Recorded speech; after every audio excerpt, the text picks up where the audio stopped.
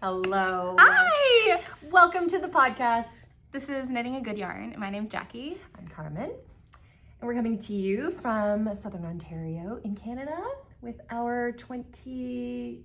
31? What?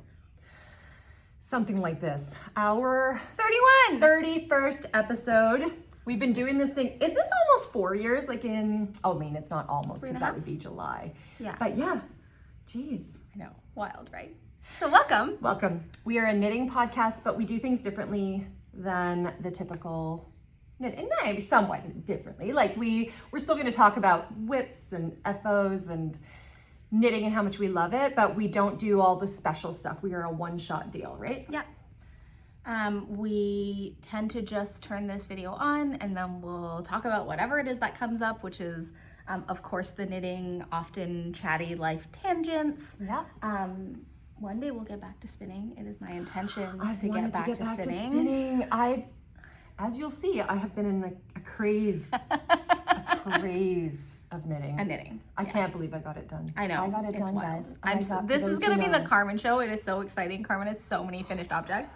Happy Betwixtmas, which for me is or happy holidays. I feel like this is a particularly lovely time of year for me, between Christmas or Hanukkah or kind of all of the hoopla and the presents and all that kind of stuff. And then there's hopefully you have had some time off to not know what day of the week it is. Yep. Maybe be in your pajamas and be cozy and knit and do all the things that make you happy. I feel like that's gonna really start or feel that way tomorrow, because this year these days are weekend, which somehow still kind of feels like it's not so, and then Boxing Day was on Friday, so I feel like tomorrow will be that real feeling of what day of the week is it? In between. Yeah. What else is there to say? So because we're a one-shot podcast, it's not uncommon that we will get going and forget sort of pieces of information, but all of the details around designers and patterns and yarn and those kinds of things you can find in the description box below when the show notes get uploaded, which is usually a few days after we post the podcast.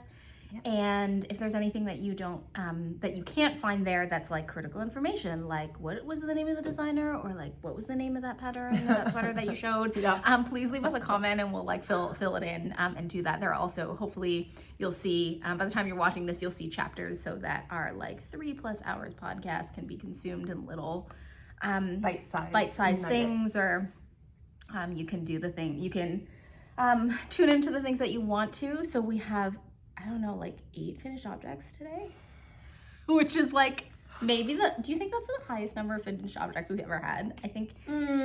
I think you've probably been close to that at one point. Jackie is prolific. Says she. So this is not the normal. It's true. Yeah. It's true. Way that goes, but yeah, I think this is probably, and I love that it's coming at the time that we also want to talk about the year and all of the knits that we've kind of made. We're not going to go through them all, of course, because I'm sure those who have been here have just been hanging on every word that we've said and remember every moment, right? But we're gonna do our little year in review and talk about the things that we wear the most, the things that are objectively beautiful and gorgeous, but somehow are not making it on our body, some reflections on that. So yeah, and then whatever else happens. So it's very likely going to be 3 hours. At minimum. Could be longer. We don't know. So in there aren't any of the little pop-ups because of this, but we do have Jackie's phone. So I was realizing we are able to show a pop-up. It's just that it's not in a fancy way. Anyway, we also are in a new space. We are. Carmen made the drive back to Burlington, which is where we met on the rainiest, darkest day. This is true. But yes, where we met. That's right. Yeah. Where I lived for 9 years. 9 years, which is crazy. August. We are in my studio space, in the corner of my little studio space. Your little studio space. It's quite beautiful. This is my first time seeing it. Thank you. It's expansive and just gorgeous, and has this very, I mean, we're not techie enough, so we can't like pick this up and show you because then we're gonna be like, how do we get it back? But it is absolutely. Thank you. Yeah. Did you want to say anything about this space? Like what you do? Not to put you on the spot, you don't have to, but like, no, we don't really talk about that very often. Yeah, we don't really. I mean, I think, you know, this is the place where I teach yoga and mindfulness, and I do group therapy and somatics, and also like I open the space mainly for like my work and my colleagues and other practitioners who are kind of doing collaborative care, but it has in the past 3 months, which is how long it's been sort of like open and receiving people, it's been really cool to watch a space like sort of develop in the sense that like it's been used for more than sort of therapy and yoga purposes. So it has become also like a creative space, and we're looking at having somebody come in to do like art therapy. And so it feels like, it was funny because we had talked about using the space here because usually it has really beautiful light. Like there's a whole wall of windows, but it is the dreariest day ever. And it was interesting because I was having a conversation with somebody about how like, oh, my friend's gonna come down, we're gonna podcast. And they're like, is it a podcast studio now? And I was like, well, I guess it could be. I guess it is. But in a way, I was like, it's not so, like us doing this here sort of makes sense for the space because a lot of the time the space is being used for like, to talk about life things and creative things and like community. And that's really what this podcast is about. So it's kind of nice to come in from here. Beautiful energy. I feel very comfortable in here. Yeah. Even though I'm hot. But I'm always hot. It's true. She's a hot one. When can I take this? I know. I love that it's like December 28th and still Carmen is in a skirt. Yeah. Yeah. It's like a lifestyle tank top dress. All the time. Yeah. All the time. Oh yeah. Yeah. Okay. Yeah. So welcome. Get yourself something lovely to drink. Whatever that is. And let's start. We're so glad you're here. You might notice we are wearing the same sweater. Yeah. And like as Jackie, it was a surprise last time about what her color was, but we have twinned again. In terms of Christmas. In a festive color thing, which I love so much. Me too. I was actually kind of funny because we both test knit this sweater for one of my favorite designers, Meghan Babin, the Queen of Cables. She's incredible. And normally Meg's test knits come with a chat. Like there's a Discord chat. Yeah. And I don't know what it was about. Okay. Oh yeah, that's right. It was because I had signed up for too many test knits, what I thought was too many test knits, and then Carmen was like, it's not too many test knits. I'm just gonna add 2 to that number. It was too many. Mine was just like absurdly too many. And so I forgot about the chat thread and was just knitting away, happily knitting away on this amazing thing. And then I showed up at your house and you were like, I'm working on a test knit. And you pulled it out and I was like, oh my God, we're both doing a test knit. I didn't realize that we were doing the same one. Because I didn't go on the Discord thing because of all my other, so I had to start this so much later than I normally, normally with a test knit, I'm right on it, so excited. Are you early to cast on? Are you the first to cast on? Oh yeah, I'm not usually right the first one, partly because that's not my personality to be that organized, but also I actually like a couple people going through it before me. Yeah.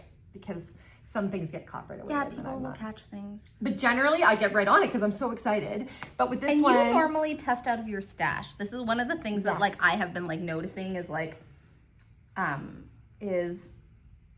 when a test knit comes out... Okay, because test knits come out, in my mind, in 2 ways.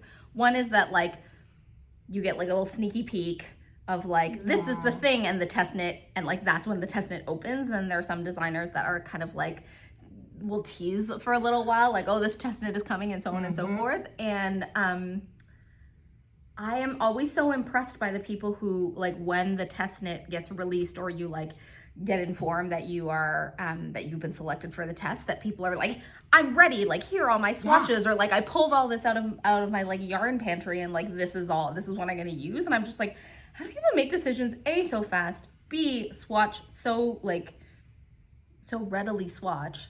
Yeah, because we have to. Yeah, well, I don't swatch otherwise, but I swatch. It's so true. It's so true. Test knits. But then I in one of the tests that I was in, it was one of those ones where the designer had been sort of like teasing. And so one of the people who was on the test knit had like already known, like was just like ready to go, like so ready and like raring to go. And I think actually this might be one of the few test knits that I did where I got accepted to the test, knew that I had enough time, like to make Meghan is very generous in terms of our deadlines. Thank God. Thank goodness.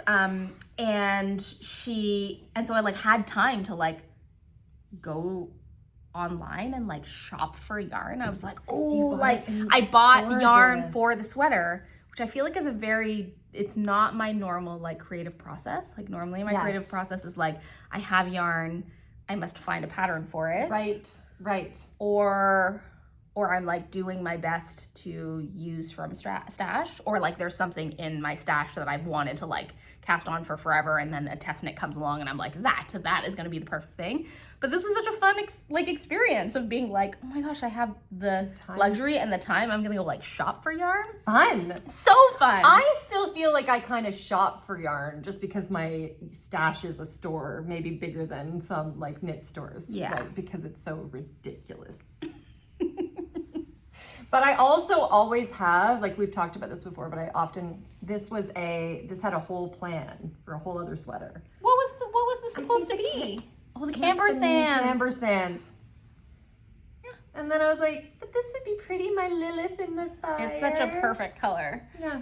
Anyway, so yeah, I often have things just sitting there and then I use it. So it feels not just good to be part of the test knit, but also then I'm using my stash, which makes me feel really good because I get stressed about how much there is there. This is new. You know. Well, not new. I feel like when I first met you 3 years ago, your stash was very abundant. It was, but not. I mean, yes, stash. They're like bunnies. They just grow. It just multiplies. It's just like you go to sleep and the nutrient is like, I thought only had 300. Why is there now like 600 grams of it? Well, yes. We also went through a very silly phase where we thought that we needed like a kilogram of Nutiden in every color. Yes, there were some colors that we felt very, very passionately about and had very many plans for. But what was I going to say? Yes. Oh, I feel like when I first met you, you were very comfortable. Like you were in this place where you're like, all of this will turn into something beautiful. Yes. And I am not worried about it at all. Nope. And then I feel like you moved and you were like, this is never going to turn into, like, this is too much to turn into anything. Like, the move really did something in terms of, I can tell you what it did. Is when you start realizing how many massive Rubbermaid bins you have of just the stuff that you don't need. And then I still have my whole, like, office is still full of the ones that I do feel like I need. Anyway, it's not a bad problem to have, but it does feel, it's a funny thing. I know many people have talked about stashes and how, like, just the feeling of it. Like, there's this, like, pressure somehow I think it's this waste. It's like, because it's so beautiful and knitting is so slow that I just am like, I can't get through all of this. So I want to name that you are not at Sable yet, though. I hope not. I do not think you're at Sable. I do not. You are not at stash acquisition beyond life expectancy.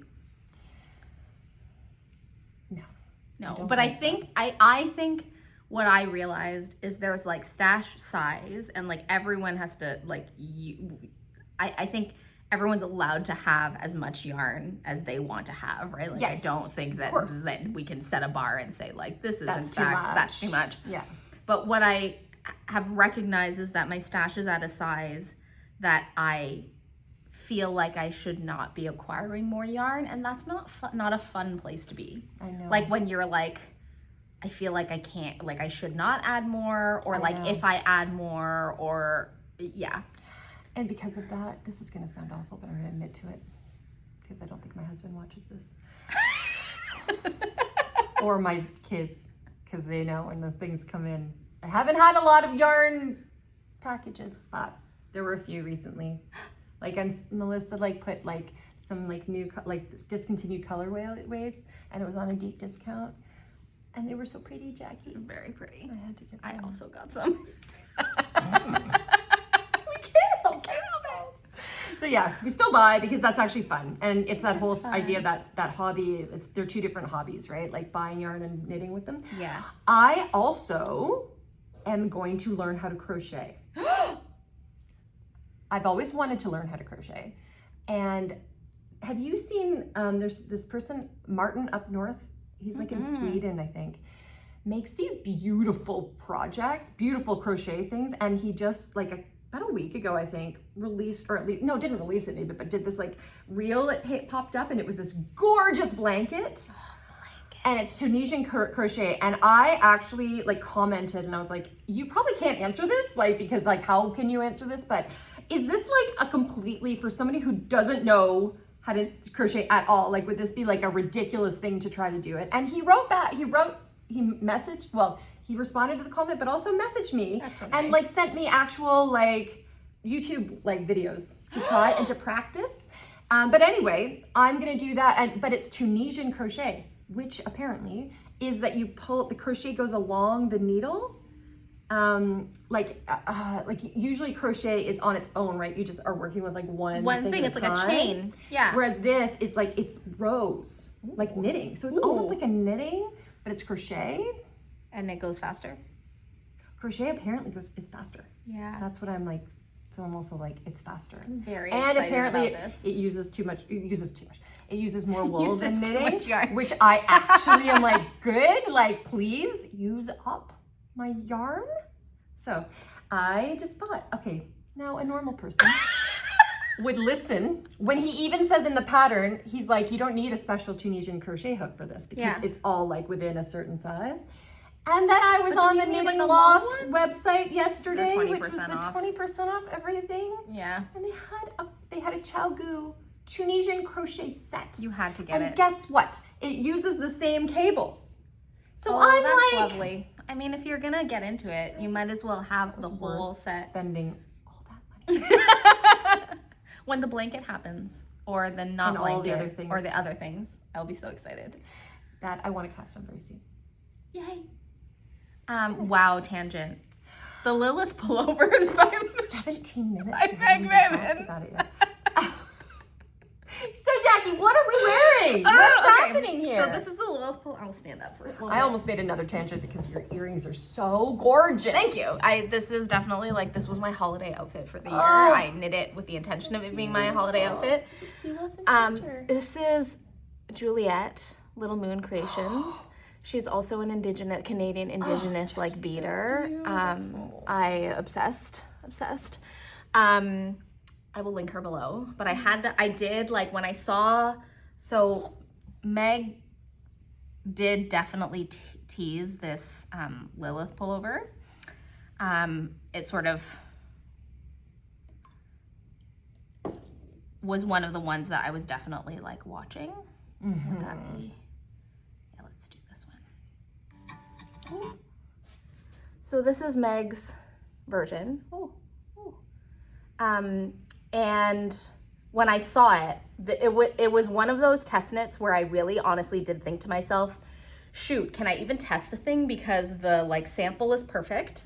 And I love the like slate blue gray color. And like, as a tester, kind of I feel like I should not be testing a sweater. It's okay to do it in the same color. Exactly the same as the designer. However, I looked at it, and there was something about it that I was just like, okay, every year around like post Rhinebeck time, I get really excited about knitting holiday sweaters. Like the number of like in my mind cued Christmas sweaters I have, or like around that time I'm just like, I want everything that's festive, is ridiculous, because I mean, you could conceivably start wearing like a Christmas theme thing in like November, and then maybe you could carry it through to January, but I definitely do not need like 13 Christmas pullovers. But like every single one of the Augustins one, every single like color work, like Nordic-y kind of like has a deer, has a tree, has a pine. Like so I was like, okay, what I need to do is I need to turn this cable into like the festive holiday sweater. Beautiful. And so I was like, oh, You know what's really close to like charcoal is like I wanted like a spruce, piney color. So I went shopping for like the perfect green. And one of the things that this might become one of my favorite new yarn combinations. So the main color is, or I guess like the knot fluff stand is Gepard Wild and Soft, which is a 60% merino, 40% silk blend. I really like that comes in a lot, like the color range is like massive. I really like I got mine at the Knitting Loft, but there are lots of Canadian yarn shops that carry it, which is really lovely. And then the mohair is a new to me mohair called Crea Deluxe Silk Mohair. Okay. And I can't remember the numbers anymore, but it is silk, baby alpaca, and mohair. So I think there's only like 25% mohair. There's like more baby alpaca than there is mohair. Okay. And still lace weight? And lace weight, yeah. So like it subs as a full, like has a similar yardage. No, it doesn't. 262 yards per 25 grams. So it's a little bit more yardage than your standard 459 even though it has merino in it too. Like it's like, did you say no. Silk, baby alpaca. Oh, okay. Baby alpaca and mohair. Sorry. Yes. That makes more sense. But my thought process was we were having a conversation with one of our yarn friends about like how silk can be very shiny. Like a silk yarn can be very shiny. And I've not really worked with, I tried to knit with Knitting for Olive pure silk once and my hands were just like, no, we shall not.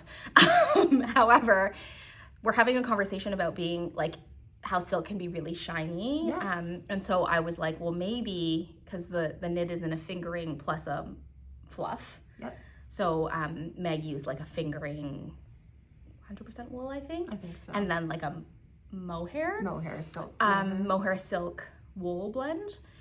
I was like, okay, do I really want a silk yarn plus like a standard mohair silk? So when I saw the Crea Deluxe Silk Mohair, I was like, ooh, fun, like new yarn combo. Obviously, gotta and try. It has the alpaca in it, and also it was just like the perfect green. I was gonna say, is it very different from each other? Because I don't see marling at all. They're not. I should have brought the balls, but I didn't. I will add it to my Ravelry page. They're somewhat different. They're not like hugely different, but the combo together made me extremely happy. It's really beautiful. And I just love the drape of it. Part of my rationale was that, oh my gosh, like I like this bit. The cable lace. The cable lace is just so ridiculously beautiful. And I was also aware from knitting another one of Meg's like cable lace patterns that because it's lace and there's a lot of holes, it really doesn't make sense for you to like knit it in a super warm woolly wool. Like for me, for like just like how I like to manage my temperature. Yes. I'm like, if it's lace, I want it to be like on the cooler end of things. Yeah. So that was I wanted cool and slinky, and it fits am beautifully. Obsessed. Like honestly. Do you want to talk about the construction? Do you remember out of all of your test knits, or do you want me to tackle how you knit it? No, you can talk. Okay. You're better at it anyway. So it's knit in pieces. So Meg has me completely converted to team seam. It's funny. I love a cabled knit that is in pieces. Yeah, me flat. Too. On both cases, I love that you're not carrying it all with you because it's super heavy, and I love knitting cables flat more than in the round. Yes, because you get sort of like the row that you're doing something, and then you get a rest row. Yeah. I also feel like somehow it being in pieces also makes it like more-ish, because I am knitting this other cabled sweater that is like in the round, and it's beautiful, and I love it, and I love the yarn, but it just feels like a lot it's a slog of cables. Whereas you're like, you doing just any, like there's like get the sleeve done, get the other side, I knit my 2 at a time because I was in a crazy rush, right?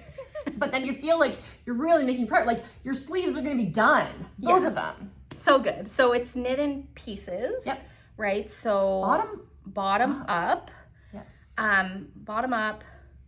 The sleeves are knit in pieces. Back first. Yes, back first. Well, you can back first, then the front. There are increases both here and then also, of course, to do the V. The arms are knit flat, and then you sort of seam at the shoulders, and then you seam the sides together and the arms. Yeah. It expands up here. Yes. So that it sits nicely. And Yeah. I will say that this particular pattern is really, really lovely to knit. Like, God, it's maybe my favorite pattern. Like the actual motif, you're not looking at your chart. No. Like, honestly, you know where you're at and you can just count them and you get a little bit of a rest. Like it's not just the cables, it's not just lace, it's both happening at the same time each section. Yeah. In a really satisfying way, Meg's patterns, as always, are like clear. Yeah. And really nicely tailored. Like they really are like smartly done. Yeah. I love it. I do think that this is my favorite sweater, so I'll just like say it. Favorite sweater of 2025, Woo! like without a doubt. Nice. I love the fit. I love the color. I feel the most me in it somehow. Like It fits you really beautifully, and it's interesting how it fits us differently. I mean, I think I was saying to Jackie, I need to make I think I'm gonna either redo it or just take out the top and then make this a little bit thicker. Because I love the slouchiness of it. Is so good. It's so pretty, but it does kind of fall. Like it's kind of falling a bit on me. But like I feel this is one of those like ballerina slip. Like I want to be a ballerina and like finish my workout and then like throw this on and be all.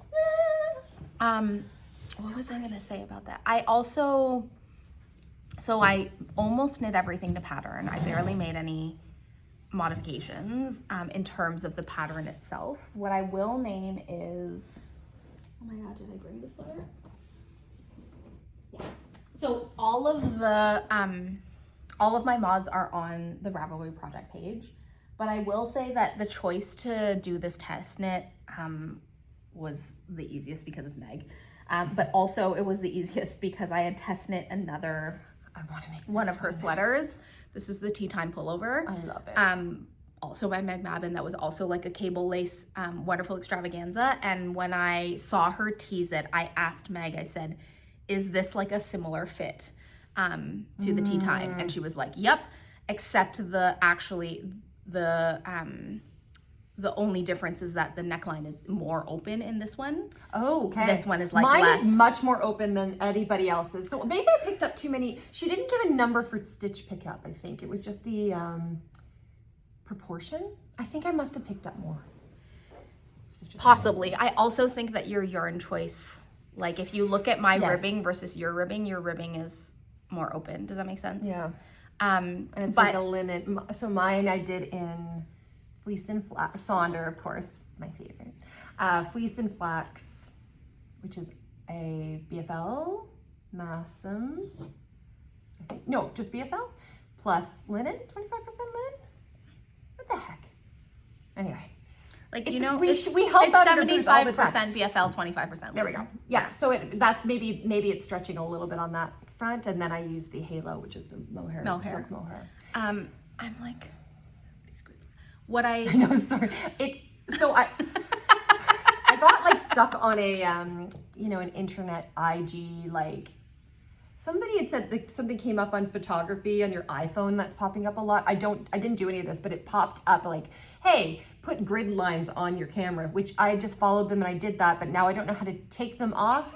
And the like it's making us see, like if I don't get it right on, it makes my like eye look like right? Anyway, yeah, I also was like looking for a line and I was like, but I can't see the line because it's over the grid line. What I was gonna say is, if you look at the depth of the ribbing, for whatever reason, mine seems like considerably longer than yours. Definitely. Or maybe it's just like a proportion thing? No. So why do you think that is? What did I do? I don't know. Like, did I knit I did my 2 ribbing inches. Yeah, what deeper? the heck? What the heck? I don't know. Because this is smaller than mine, I think. Oh, maybe not. But like, is that anyway? I think it must be related to the number of stitches picked up. I think so. I think I just picked up a lot more than I needed. But I do like it. What did I do? I did, however, shorten the arms. I did not. I extended them actually. And even with them shortened, I really probably could have taken an inch back. Could have shortened even like an inch shorter. But I do sometimes wonder whether whether that also changes, like if you have longer arms, that it's pulls more like it pulls it like this. Yeah, that's fair. As opposed to sort of short. Yeah.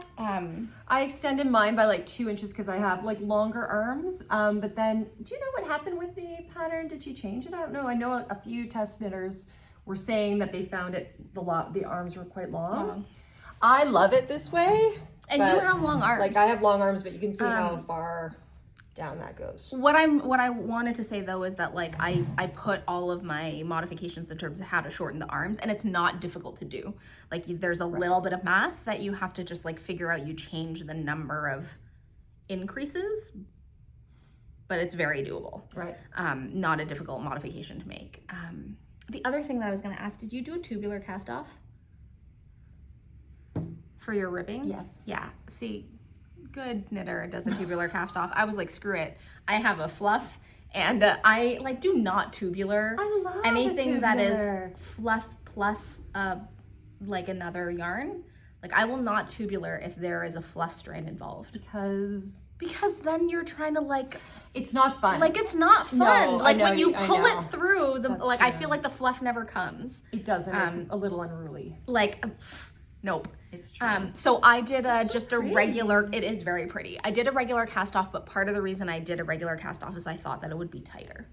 Like it would hold the shape I might a need little to bit do that. tighter. I feel like I could probably just, I don't know. I really like how I picked up though. Like I don't really want to have to redo. Yeah, I don't want you, that's what I'm saying. I feel like what if you Meg. I bet like she'd have like a suggestion. Extended the ribbing like just like a centimeter, even a half, exactly. And then something. made sure that your bind off was like tight, like you could do the tubular, but go down. I think it's a good point because she wanted it to be a stretchy. I think she might have even said make sure it's a stretchy bind off. But the rest of the test knitters have necklines like you, where it's like closer, like they're not this. It's not this big. I don't know what I did. Yeah. But I really like it. I love it. I love the look of it. It's more just like it's a bit annoying in that it falls off my shoulders a little bit. You could pick up fewer stitches along the back. There. Like it might, I don't know. It might be the back also. But gosh, it's so gorgeous. It's so pretty. She really, I have to say, like, the way... Is this your first Meg Yes. Knit? Oh! Not just test knit, first knit. I've loved and coveted all of yours. And I've loved all of her patterns for so long. You know, you just sometimes, like, they just don't get into the, like... The queue. Even though... but I will say that pieced knitting... Some people, you might be like, oh, but like, and they are not all equal piece knitting patterns because your designer has to set you up to make this success. Easy. Yeah. You need selvage stitches and a way to like be able to follow it. And that, like she's thought it through. It came so beautifully together. So beautiful how and then she even left it as 3 needle bind off at the top. So like you don't even have to worry about that. Yeah. Yeah, this is so good. Really good knit.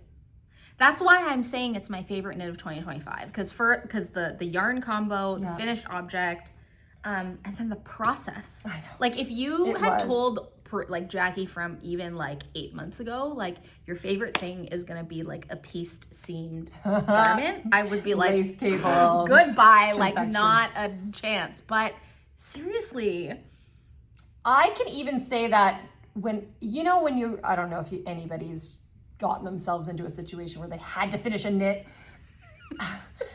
So even the stress of that, I still enjoyed knitting this, that is testament to this pattern and how enjoyable it was because I was kind of like, there were times where I was like, I hate knitting. Not really hate it, but it was stressful. My it gets hands stressful. were hurting. Yeah. When you're like, I did 4 sweaters. I think I have to look back, but I think it's in 8 weeks. That's insane. And not like, one of them was like a stockinette. That was the last gauge, one that I just look got. At this. But this one, I know. The rest of them were not. Do you think that this would be an okay pattern for someone who is new to seaming? Yes, I do. She takes you through it. Would I recommend it? Possibly no. I would recommend another one of hers. Well, why not? I guess what I'm thinking is like, why do you want all the things? Like you have to do... I would say the only thing that's complex about this pattern actually has nothing to do with seaming. Yeah, that's what I mean. It's about what? It's about increasing and decreasing in pattern. Yeah, that one was a little more complicated. That's the only thing that's complicated. So what that, it's like you have a chart and you do a certain number of increases until you've increased the number of stitches that is equivalent to the chart, and then you like start the chart again. That's the only thing that I think is complex about it. And I mean, honestly, it's what we're saying here. Like what would be complicated is the lineup of everything, because there's the pattern, you usually want it to line up. But because she's done it, it just lines up. Yeah. So yes, I'm changing my mind. Absolutely. Absolutely.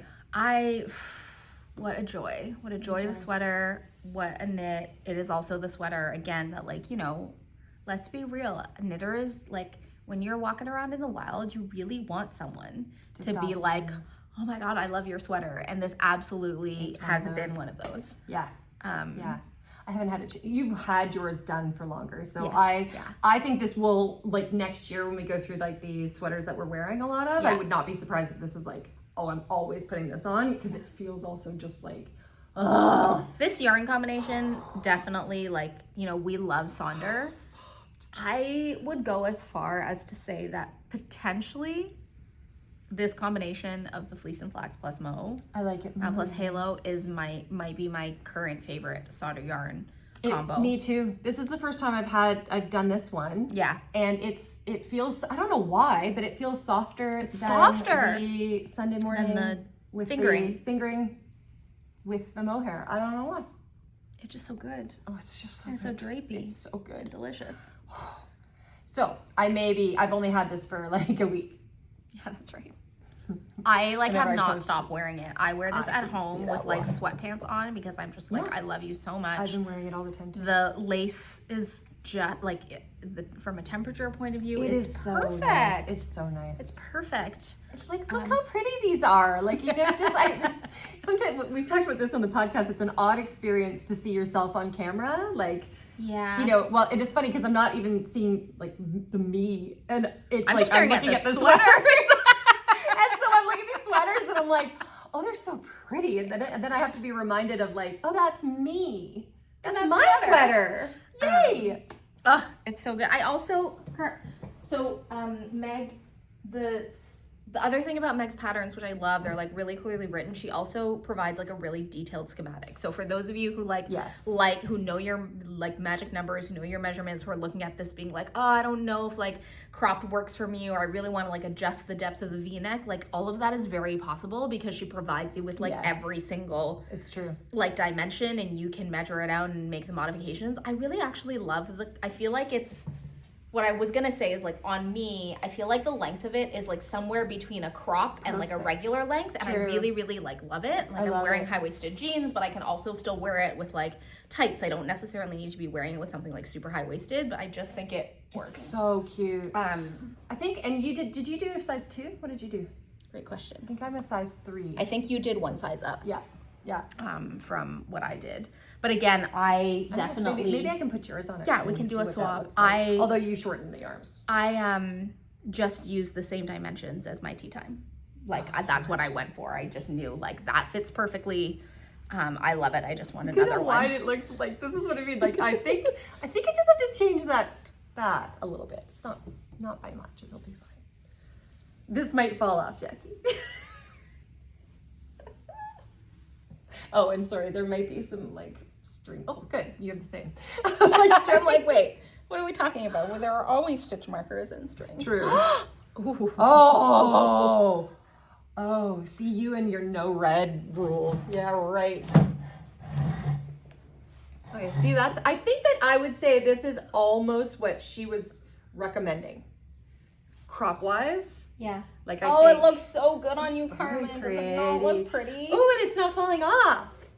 I think you just want one size up. I did. I've been in a phase of wanting more ease. V-necks and E's are tricky. Yeah, that's a good point. You really do have to be more careful. Like, look at that. This is actually so yummy. I'm actually glad I put it on because we had like one other light, and so I'm closer to it so people can see. I think maybe they can see it even more. That cable pattern is just like so in your green. Beautiful. I could get behind this. You need to knit this. Like what? Siren was the halo. Heirloom was the fleece and flax. Fleece and flax. Yum. And do you remember your colors, or you're just gonna? Oh, they're like numbers. Oh yeah. They're like I can't remember what they are because they're numbers. I know. Although I appreciate, I'm like I get it. There's like 80 colorways, so you just have to go like 0, 3, 5, 7, 9, never in a row. Ever noticed that? I know. I mean, some of them do. I feel like maybe Izzier. Yeah. They actually like goes in order, right, and then I'm just like, how did we get to 866? I don't understand. Like they get rid of colorways or something, and so that's why. Or whether there's like actually a secret kind of like code, like a code where it's in the greens, it's cool, or like I cannot believe I'm gonna say I love this. I mean, of course I love it, but I mean, Jackie, on me. Look how beautiful that looks. You need to wear that color.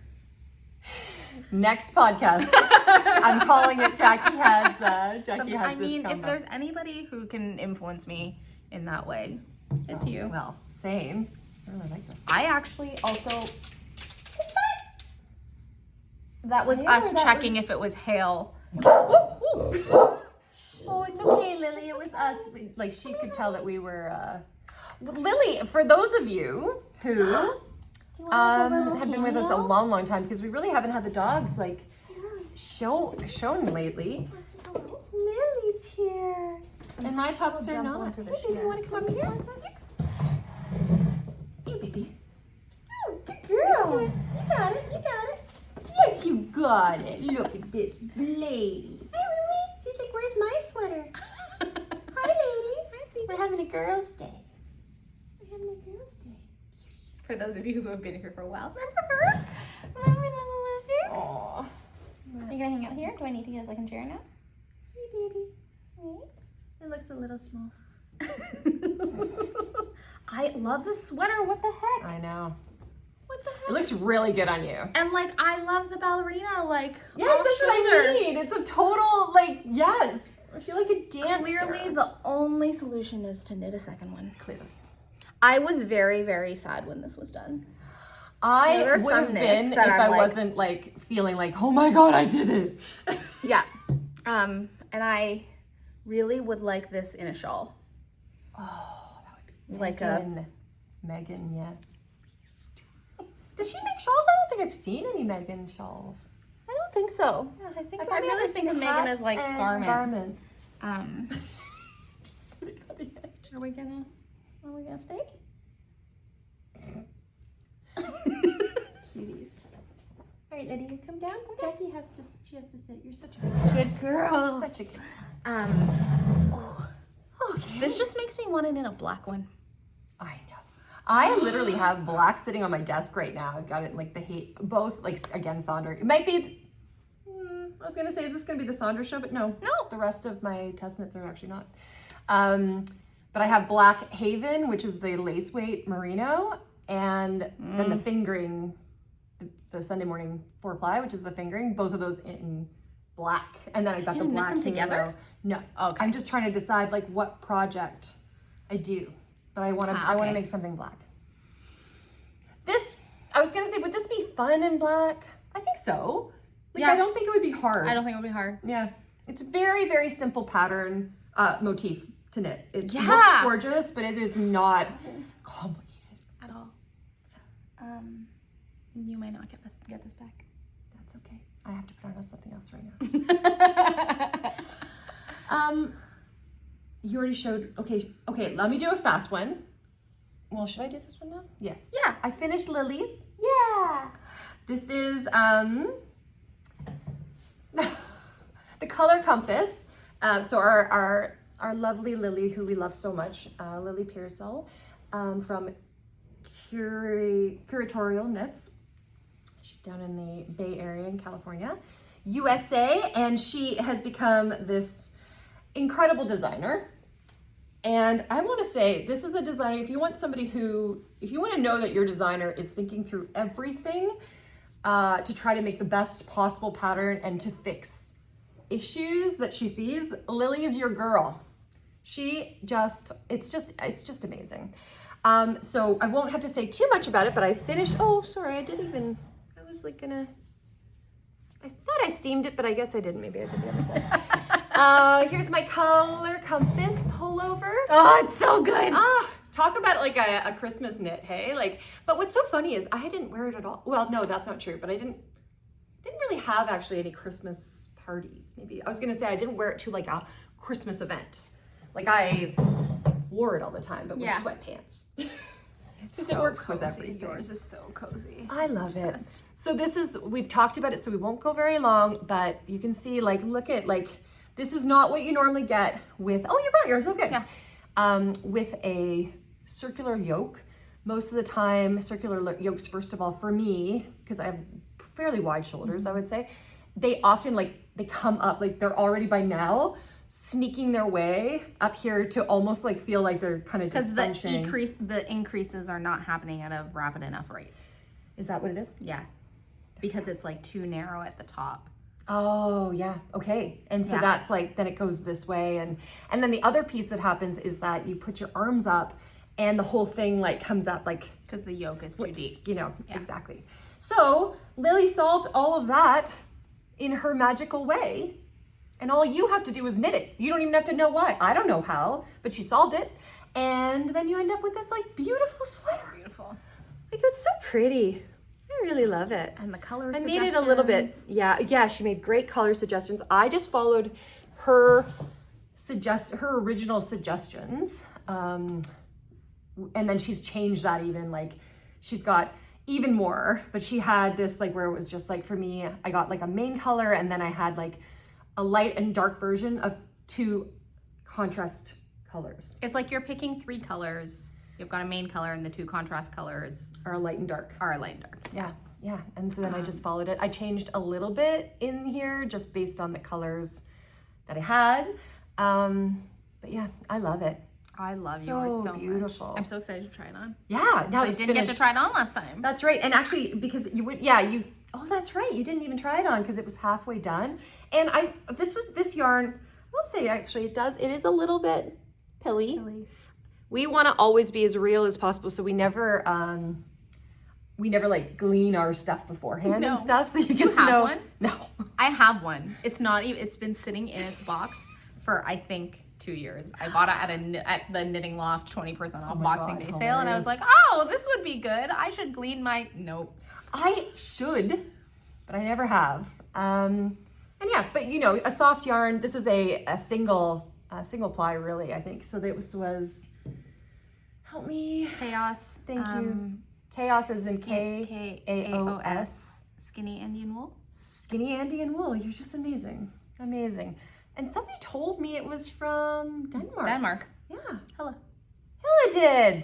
Anyway, can't recommend this more highly. It was so beautiful to knit with. It blocked out so gorgeously. It's so pretty. The pre and post blocking on color work is always amazing. Yeah. But even this yarn, great play.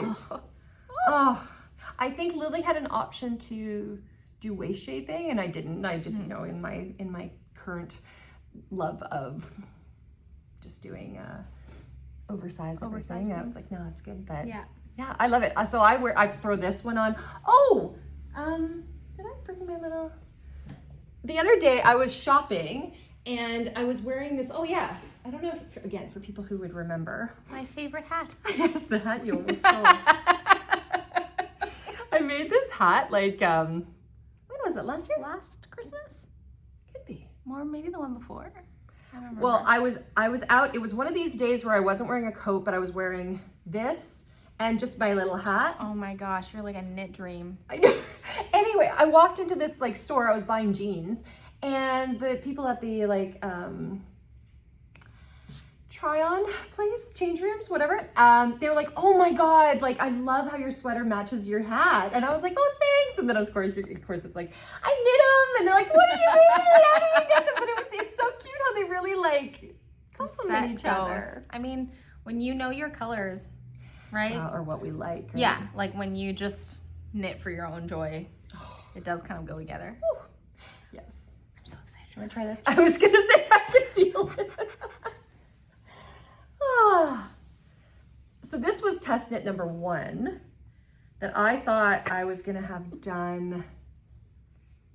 I feel like her call was before Rhinebeck, but then I was waiting for something. I couldn't cast it on until after Rhinebeck for whatever reason.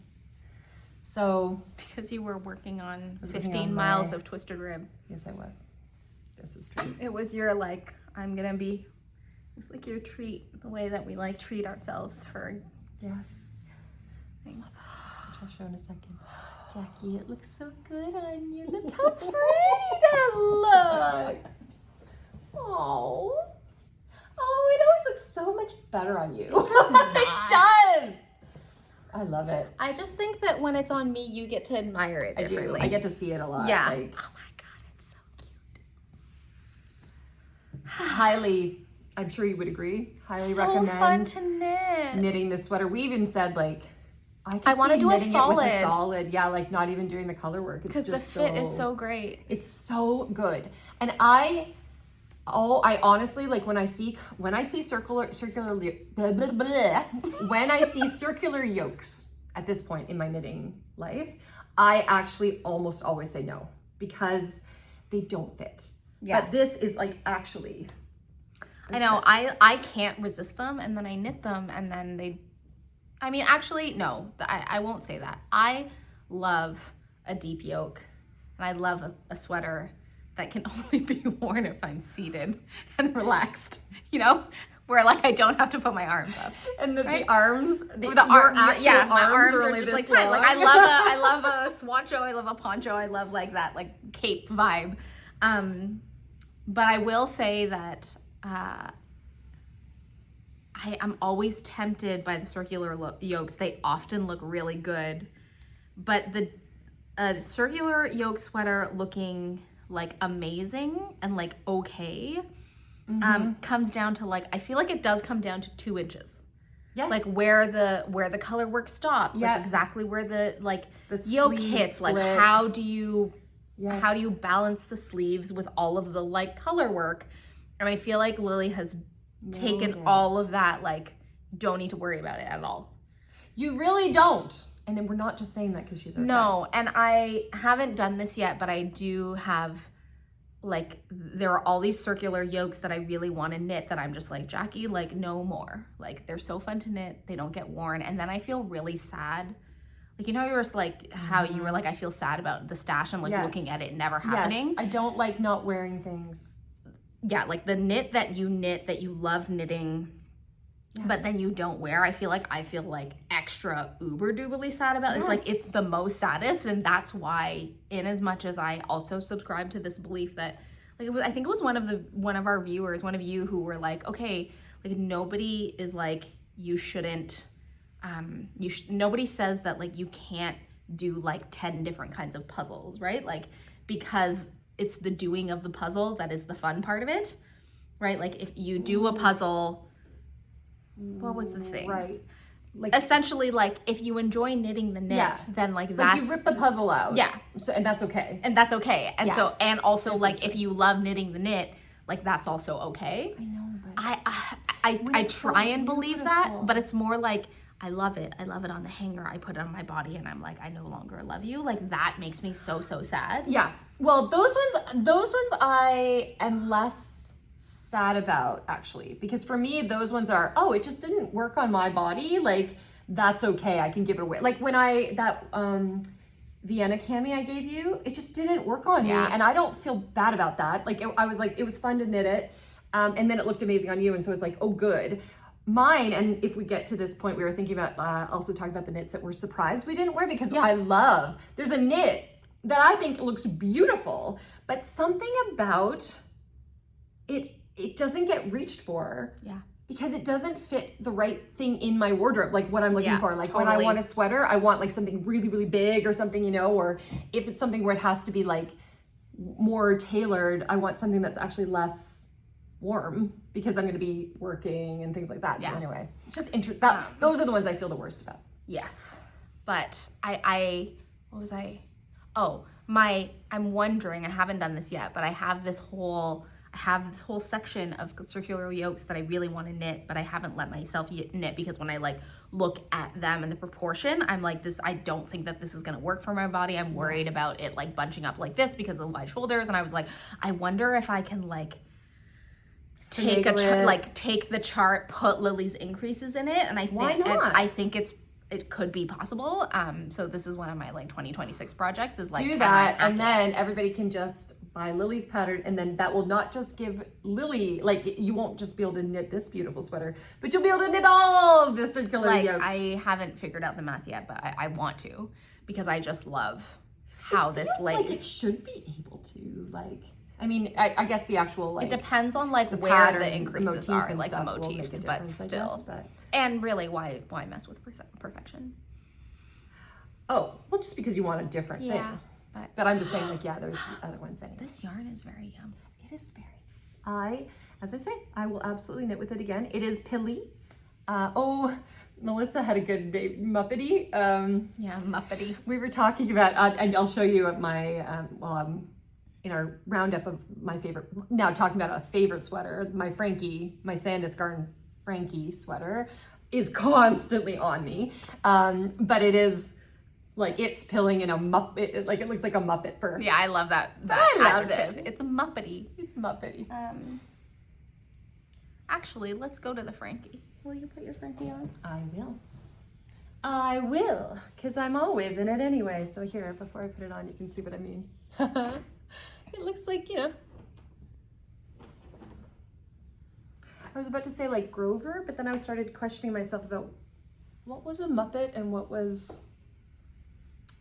Sesame Street. Okay, this is one of my finished objects.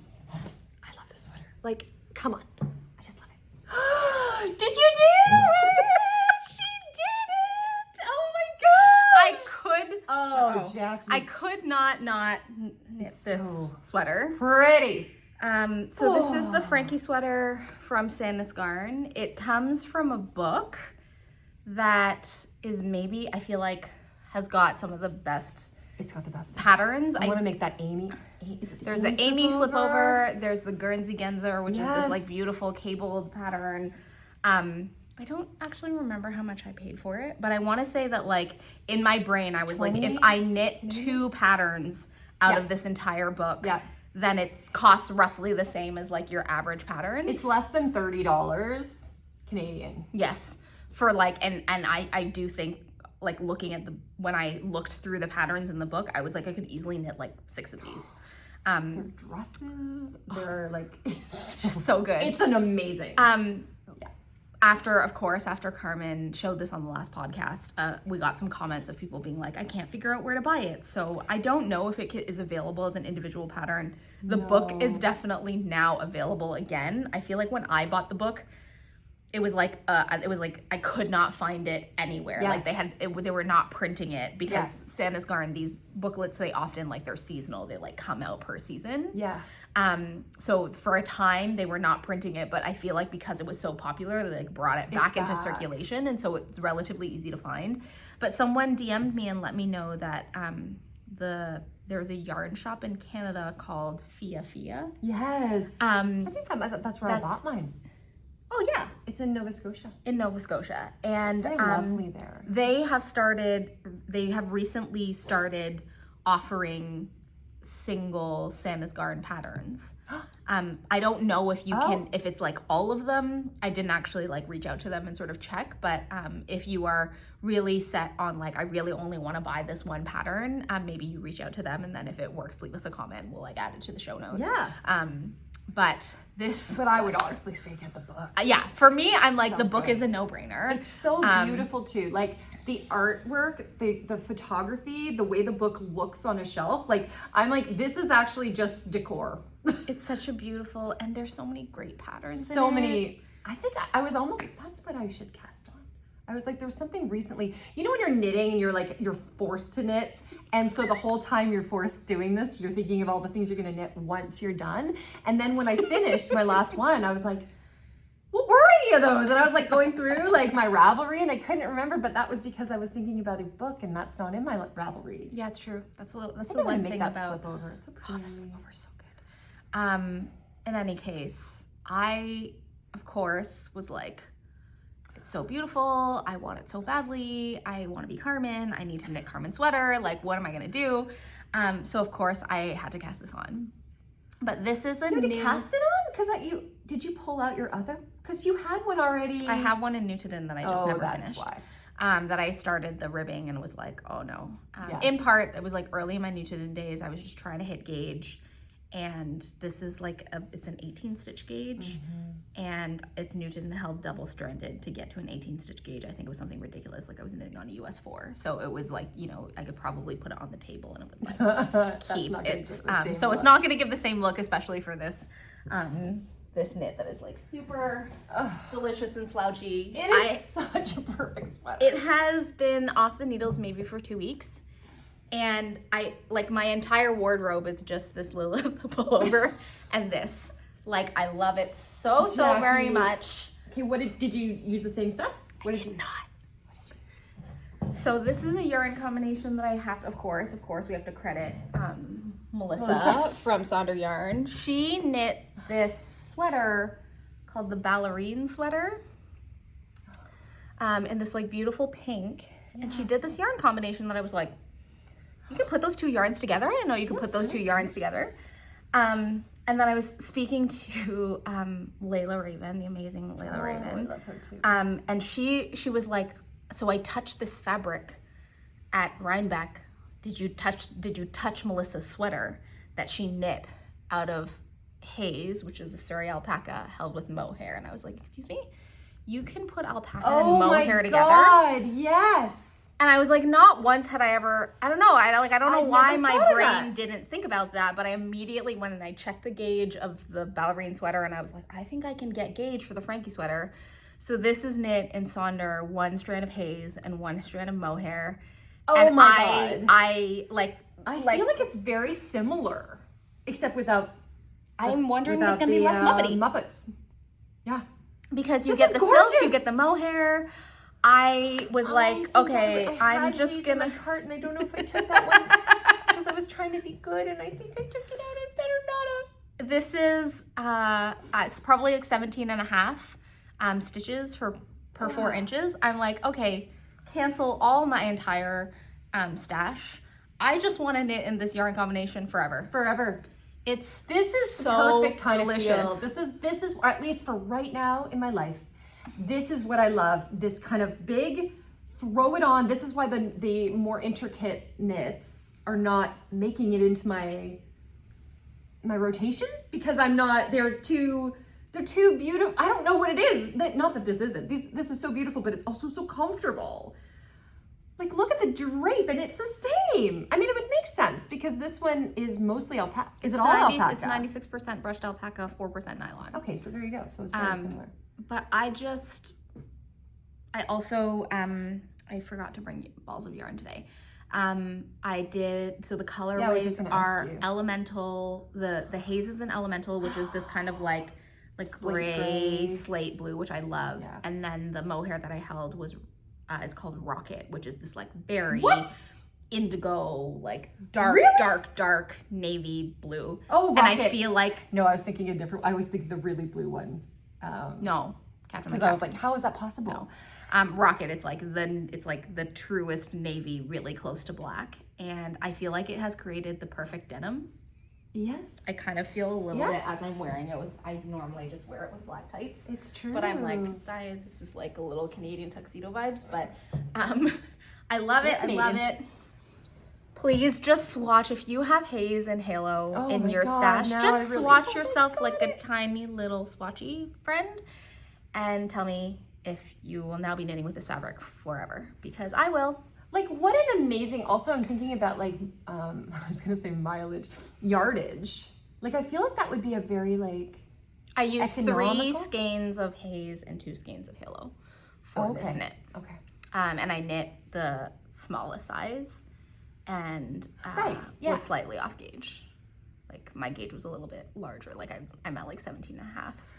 I want to also say, if you agree, I have not yet knit with, I don't think if I've knit with the Sonder Haze yet, but it seemed thicker, like when I've seen it. So this isn't like all Surrey alpaca, all like, Surrey silk would work this way.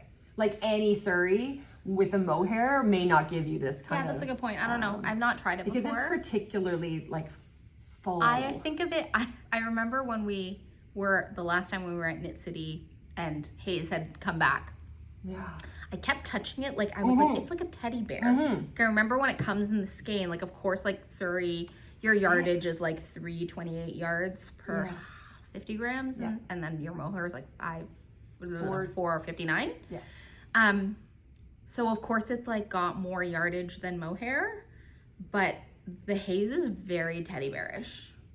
It is, and that's what made me think of different from any other. Yeah. Surrey. So like this will definitely be something that I'll report back in terms of how the fabric is, because in my mind, I don't mind a muppeting it. I actually love them. I mean, it's basically going to turn into a boucle baby, right? Like, it is, and it's going to be so good, but I'm really curious just from like yarn nerd perspective, if this combination won't I feel like it'll have that. No, I think it will be better than this. Because there's the silk in there, there's the mohair in there, like you're actually like keeping it. This is gonna be much more. Look at that. This. Yeah. So compound raglan, I think we talked about this last time. Compound raglan, meaning that the raglan increases are happening at a different sort of ratio. You're not increasing you're not doing the same increases every other row. I won't lie. The twisted rib, I would be fine if I never had to do twisted rib ever again. But it's worth it. I do think it's worth it. Like there's something about... It is worth it. And yours is the right... So tell me, because we were talking about this proportion of the ribbing to the rest of the thing feels important. Did you follow the pattern or did you change I follow yours, and I took a 1/2 inch off of... It'll be in the show notes. I measured every single dimension of Carmen's sweater. Which you put in, I think, our show notes. Which is in last episode show notes. So I'll put mine in. But essentially what I did is I took 1/2 inch off of whatever yours was. Like all the stockinette is the same. And I took 1/2 inch off of the twisted rib. And I also shortened the arms. Of course. So I'll put mine on. But the goal was that it would come to rest kind of like at my thumb here. I love it. I love it too. I love it. And I'm so excited about this. I just want to like keep petting you. You're so soft. I mean, I did not really think that I could improve on the sweater, and it's not that this is better, but because I couldn't decide on the color, and this was actually in stash, and I was so proud of myself. I was like, I couldn't decide what, like, I was like, do I need jellybean green? There were so many different options. Do I have white? Do I do gray? Like, remember, it is back. How could they discontinue? I guess it was just like temporary. Yeah, I don't know. I think it's again seasonal. That seasonal thing. But Wet Coast Wools brings this in once a year, and they have jellybean green. We'll link it again below. Which again, I've already said, but I'll say it again. It's such a bright color, but it works neutral on so many things. Like it just works. You throw it on. I was wearing it with a pair of green jogging pants, like forest green jogging pants. Yeah, and it still looked good. Well, in my opinion, like it does look good. It works. It does. But yay, stashing, using from stash. Happy stash accident. Oh, yeah. I mean, oh my gosh. I will say, I know we go on and on about Sonder, but there are companies where I know that Marie Wallen, I think, is like this too, like with her yarns, like the colors, that they're kind of like, they all go together. You know, like it's like you can't mess up somehow with Sonder. Like they all play well. They are all playing well together. Like like have you seen a combo that didn't work? Like we've seen so many because we help out at the booth, like for like we're not paid, we're not Sonder, we buy. Yeah, we're not employees. We pay for our yarn. Yeah. We're just obsessed. We get to help her out of the knit cities. So it helps us see a lot of Sonder. Helps us to buy less if we help you buy. Yes. Yes, it feels like we've actually knit the pattern. I'm like, oh, okay, I'm satisfied now. For a moment. And then we're also spending the whole day looking at yarn, and then at the end, it's like, okay, I must have now. It's true. It's true. I gotta we do I've been actually thinking about this whole weekend, and I need to have this. Yeah. What was I gonna say? Yeah, things just work together. I mean, I'm not surprised that the two worked, but I'm really happy with how the two that I don't think you would classically put together. Yeah. I think it's worked out. It's always been that way with Sonder, in terms of the mohair wash, and this is a mohair wash just over Surrey, no matter how disparate the two colors are, it's I think because something about the tones, the base tones. Oh, yes. Sorry, now that I'm looking, I did make a modification to the pattern, so technically this is supposed to be a folded collar. Oh, yeah, that's right. I meant to fold it, but I kind of like it as a mock neck and was lazy, and I was like, well, I'm just gonna do less. But was it knit to the same? I feel like it would have had to be longer. This is 6 centimeters, which is what was indicated in the pattern. Yeah, I mean, I think it's 6 centimeters when I'm doing twisted rib, and I'm judging it to just be look, I have I'm stretching it and I'm at the dimensions that I need to, and then once it's not like this but stretched, it's 6 centimeters, but I like little mock neck, so I'm gonna keep it. Cute. Second, I mean, what did you count as a year? I mean, I know you brought things in terms of favorites. 2025. Cast off in 2025? Is that how you, okay. Yeah. Things that I talked about. Note to future selves, I do sort of feel like this was cast off in 2025, but I would be very surprised if we got to our 2026 year end wrap up and this sweater was not on it. Not on my most worn. You know what I'm saying? Oh, it's going to be. Yeah. So good. This one's going to come back, so sorry. In advance. They're going to be like, Carmen, we know you like your Jellybean green. Stop. Okay, but I do want to say, in as much as you're talking about it being Muppety and it's starting to pill a little bit, I don't look at that and think weird. That looks like a sweater that is is tired. No. You know what I'm saying? It's just what it is, right? You can see. I don't care. I love it. I love it. I love it. I can't say enough how much I love it. We love it. One of you commented on the last episode, this sweater has become just my staple sweater that I knit all the time. Oh, and if I could get behind so much twisted ribbing, it could definitely just be a staple. I don't think I need more than one more, because I would just wear the only thing, as I say, I feel like a black would just be so classic and beautiful to me. Yeah. But any other color, I don't need. Yeah. I would just wear my green one or the black one. Yeah, so see, I could do this in a very, very pale gray. Yeah. That would be pretty. Or a white, a cool white. Yes. That would be my, then I would be done. Yeah. We shall see. We'll see. Mm-hmm. Okay. More. Yeah. So FOs. I have another test knit. Yay! There's gonna be another one after this too. This is my Fernline pullover, I think. Yes. Okay. Really big. Okay. It's supposed to be an oversized sweater, but this one's particularly. What's the? I stretched it. I'd have to measure it something. Oh, it's on. It's very, very. It looks quite. What happened was, as I did the body and because I have to go down a needle size. How does this? It went. Because my gauge is always loose. I always go down a needle size. I might have gone down 2. I'd have to look. But what I've noticed, I need to tell, and I think I mentioned it to Joanna, but so this is Joanna Ang. We also love. We love her.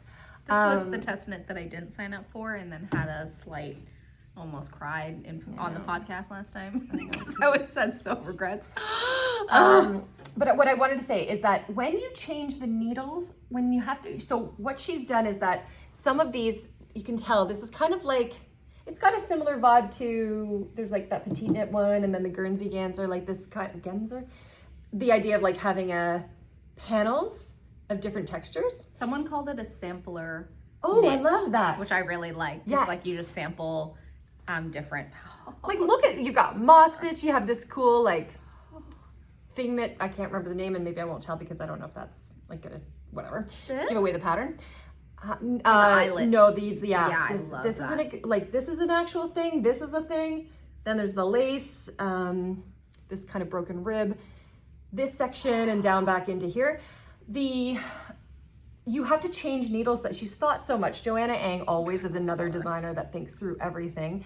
And she had us changing needle sizes to make sure that they were the same, like the gauge would stay the same. But what I realized after this is that it's hard to figure out what your needle size should be if you've changed your main needle. Because for example, if it went up 1, so I think it was like a 6, US 6, so like a 4 millimeter. And then it went up to a 4.5 mil in hers to change. Okay, yeah. For the larger, like for the things that are gonna be smaller. But I was knitting it, let's say on a 5, US 5, which was 3.75. And so then when I went up to a 6, I'm only going up 0.25. Right. So she's going up 0.5 mil and I'm going up 0.25 mil. Yeah. So it wasn't big enough. And so this part, this one here, actually was like too small. It came in and then I got really nervous and I should have just been like chill. Like it was, but I mid-project blocked this and I stretched it more than I needed to. So that's why it's a lot wider than it should be. But I still like it. And I also didn't go down enough on the ribbing. I will show you when I put it on. I feel like it's a bit too big around the bottom, which I want to redo. But apart from that, what I've changed things on, I also read, I was playing Yarn Chicken, so I did this in Bow Layers Orchard DK, which is a CBM Rommeldale. We've talked at length about these incredible people. They're farmers. They raise the sheep. They have the sheep like shorn once a year, I think.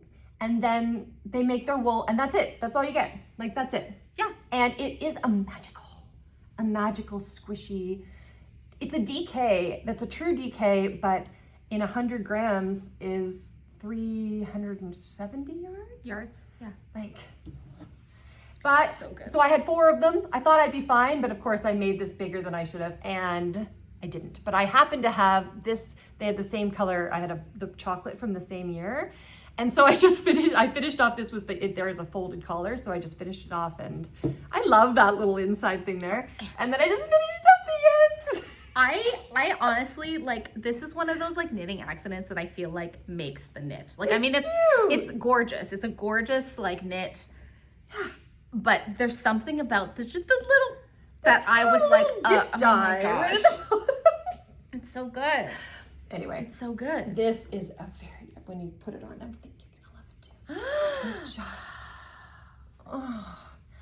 like, okay, this is one, I think when you put it on, you'll realize the same thing. Like, this is a much airier, because of where the lace is, I feel the difference.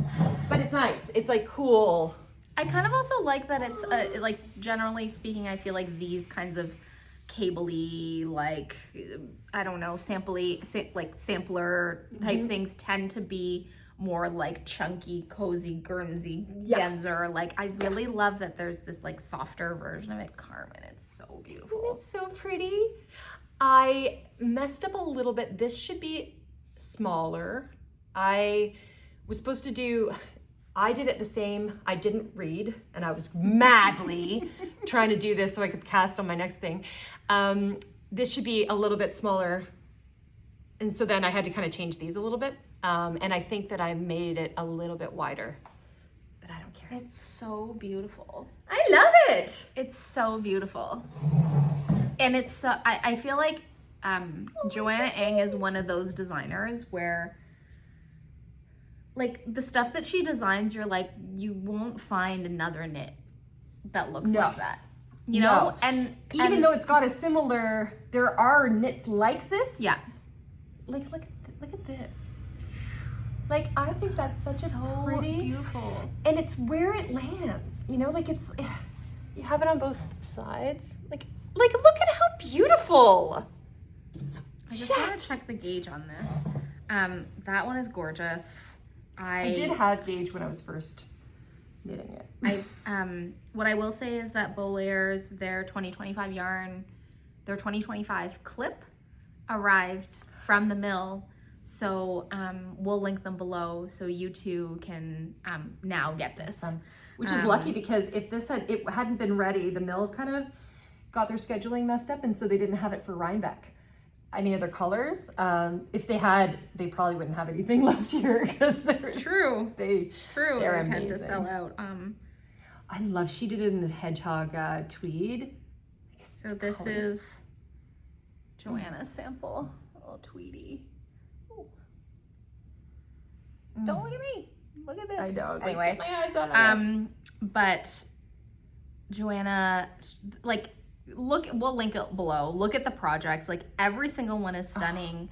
Every single, like I feel like there's something about this pattern that when you change the color, it becomes a completely different knit. Yeah. Well, it's like the color and it's the lace. I don't know. The texture of the wool, right? Because like you're saying, it's a sampler. And so it just absolutely it shows your wool. I mean, I can't wait. I'll bring this to Rhinebeck next year, and then Beaulaire's can have it in their booth. Because then you get to see it and look at this beautiful moss the stitch. Way that one of the things about this yarn, Happy Sheep, it's beautiful, but how it holds texture and gives you texture without being crunchy or stiff. This is the thing that blows my mind about it. It was such a clever yarn choice for this pattern, because you get to see every single stitch. It's so beautifully, and you can see it has drape, it has movement. It's so good, and it just feels so good. And the dip dye. The dip dye. When I knit mine, I want to dip dye it. Yeah. Yeah, it's so cute. Well, you can knit it in exactly this. Oh, you use this one. I don't have the chocolate. I have extra. This is if you're only dip dyeing. I have the extra. True. I don't have. I mean, I could. I have this. I have the white pine. Yeah. But yes. Maybe you've got other plans. I do have other plans for it. Well, we're just gonna have to get more. It's true. It's true. Heather this year blended a different. Somehow the way that they put the fleeces together is different. Yeah. So I did buy some of the 2025 clip because she has a gray, a pearly gray that I'm super excited about. It hasn't arrived yet? No, it hasn't arrived yet. It's are you holding out on me? No, it hasn't arrived yet. It is not yet in my house. Mm-hmm. When it arrives at my house, I do really feel like I'm gonna need to cast this on. It is really so this took just over 4 skeins. Because it's a test knit, I have been really, really lax on my Ravelry in general, but my test knits at least get on there. So you're actually going to be able to have the information. But if you think about it was just over 4 skeins. And you feels I just peeked at your Ravelry and I just peeked at Joanna's, and you have quite a big gauge difference. Oh, do I? In terms I think, actually maybe not. I don't know, I'm confused. What's your gauge? 17? Oh.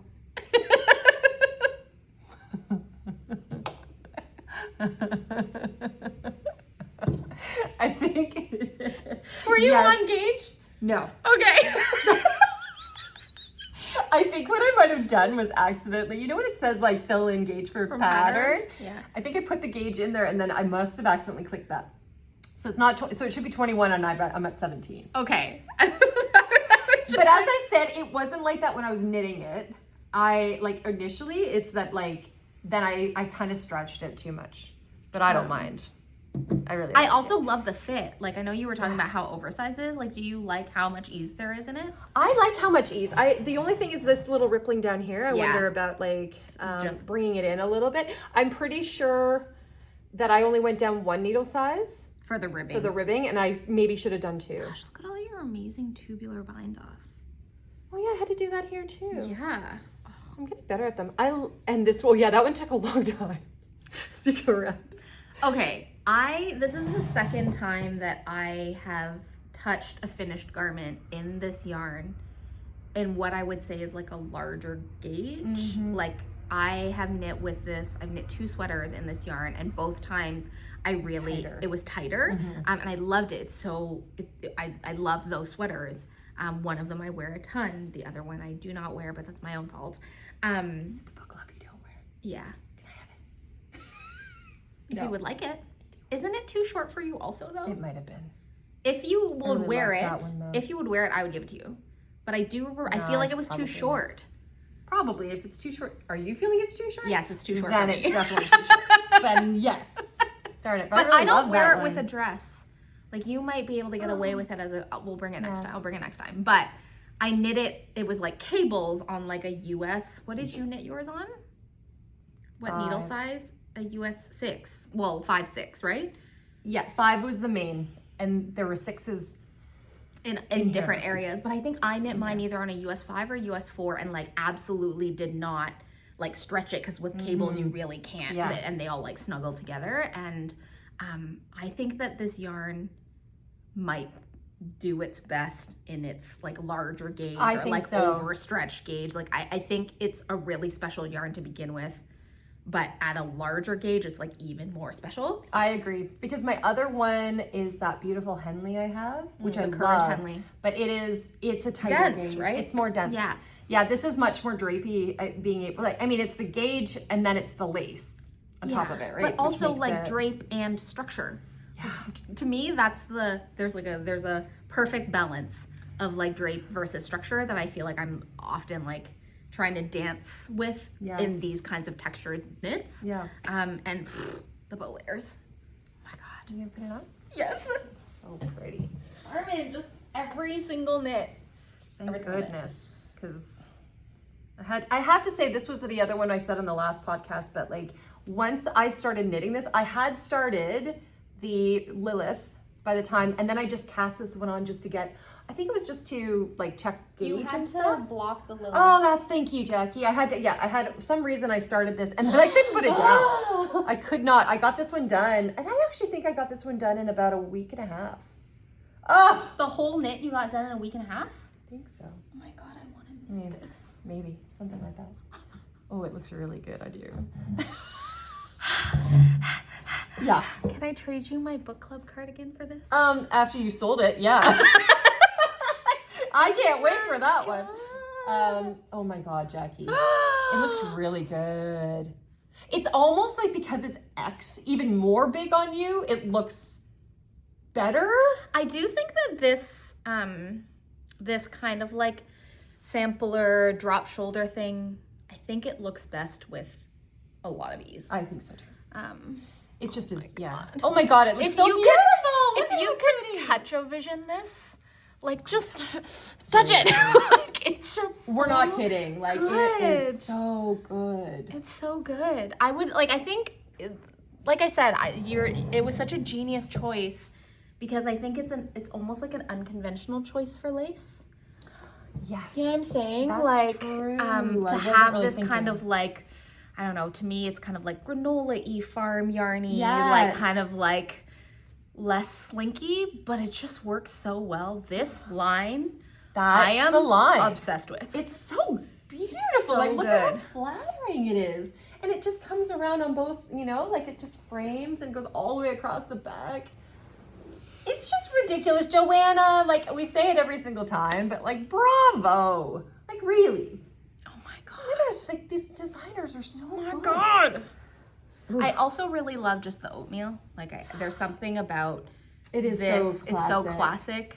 It's like classic it with works, the twist. Yeah, I feel like, again, I don't think it's my best colors. I've thought about like, would I, have it dyed and stuff, but I wouldn't want anything to change the feel. I think it looks good. Yeah. You don't look wan. Okay, good. I don't look like I'm, for those. It's not that here. color that, Yeah. you put on colors where I have lovingly recoiled.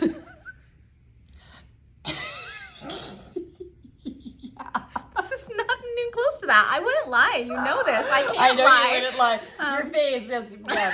I'm very bad lie detector. For those who might remember, like Jackie had put on this color and she absolutely, actually, I think she puked a little in her mouth. Like I was like. It was so shocking to me. It was such a beautiful color on the hanger and you're so beautiful and you put it on and I was like, what has just happened? Yeah, you're just like this is awful. And I'm like, what's wrong? Am I like hideous? I don't understand. I was just, no, okay. I was blown away at how it didn't work because objectively these were two beautiful things. It was also very neutral color. I was like, like, I don't know, in my mind, I'm like, okay. It was. If I put on like, I don't know, some sort of like yellow, a neon orange, like it's not gonna go well. Like maybe, I don't know. But like, I was just so surprised that a neutral. Yes. Was that awful. Could make somebody look so different. It was just a cream tone. I honestly was like, do I need to like run away? Like, and I usually don't mind, like what people think and stuff, but I actually was like, am I disgusting? Her face was so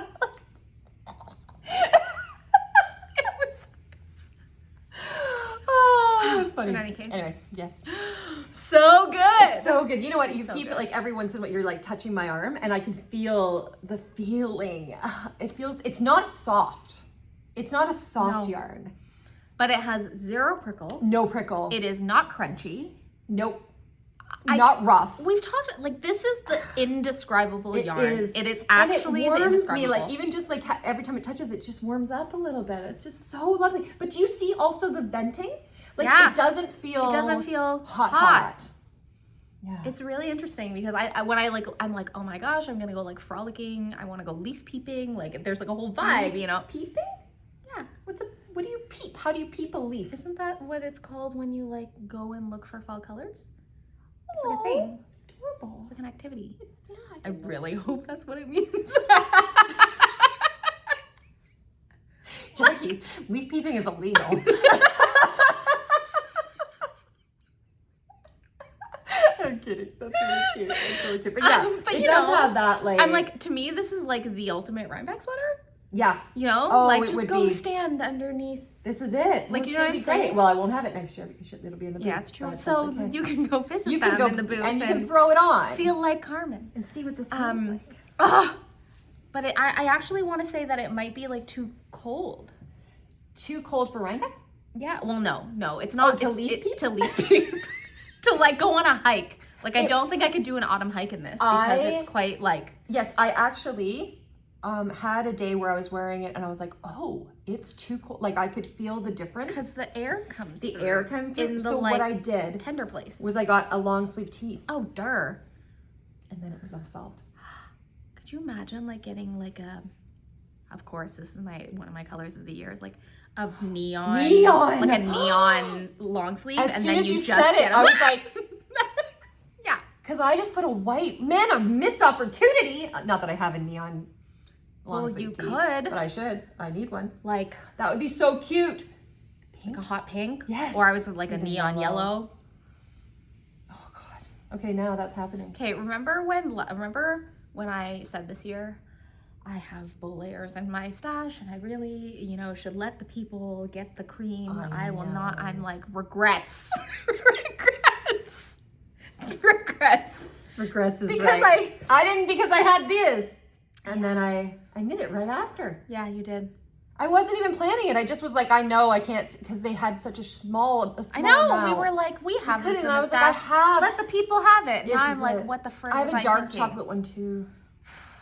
I mean, the dark chocolate would be beautiful, but I don't know that the dark chocolate is as beautiful as this. I'm really glad that I went in the light because of how much detail. I think that the chocolate would have still shown it, but yeah. Shown it? Shown it? Shone would be as if it was shining. Yeah. Okay. The beauty is shining through. Shone through everything. Oh, I love it. I love it. Love. Oh! And what a treat. It's literally released today. That's right. So I haven't put my pictures up. I've got to put the pictures up after this. And because we upload immediately, you'll still have a discount. You can just go straight. There will be a discount. discount, 15% off. Oh my God. Okay, so I will say that Joanna, of course, I love Joanna, because not only does she, I love her for very many reasons, but it's not uncommon for her herself to knit 2 samples. And like, I just sort of feel like a kindred sort of like sense of like, because we've had conversations. She's like, I just needed to see it. I'm like, no, testers for that. She's like, no, I needed a second version because I want it. So she did one in Nutidin, and I was just like, I am dying. But that's the thing, she always does it in very like different options, right? And that one's beautiful. So thank you, Joanna, because sometimes it's like we talk about it in Knit City. Like sometimes if somebody will see the vision through, like in my mind, I'm like, oh, I want to see it like this. As long as somebody does it, I'm fine. Yes, you don't have right? Like I don't have to. And then sometimes somebody does it and you're just like, I need the exact same thing. This is really good.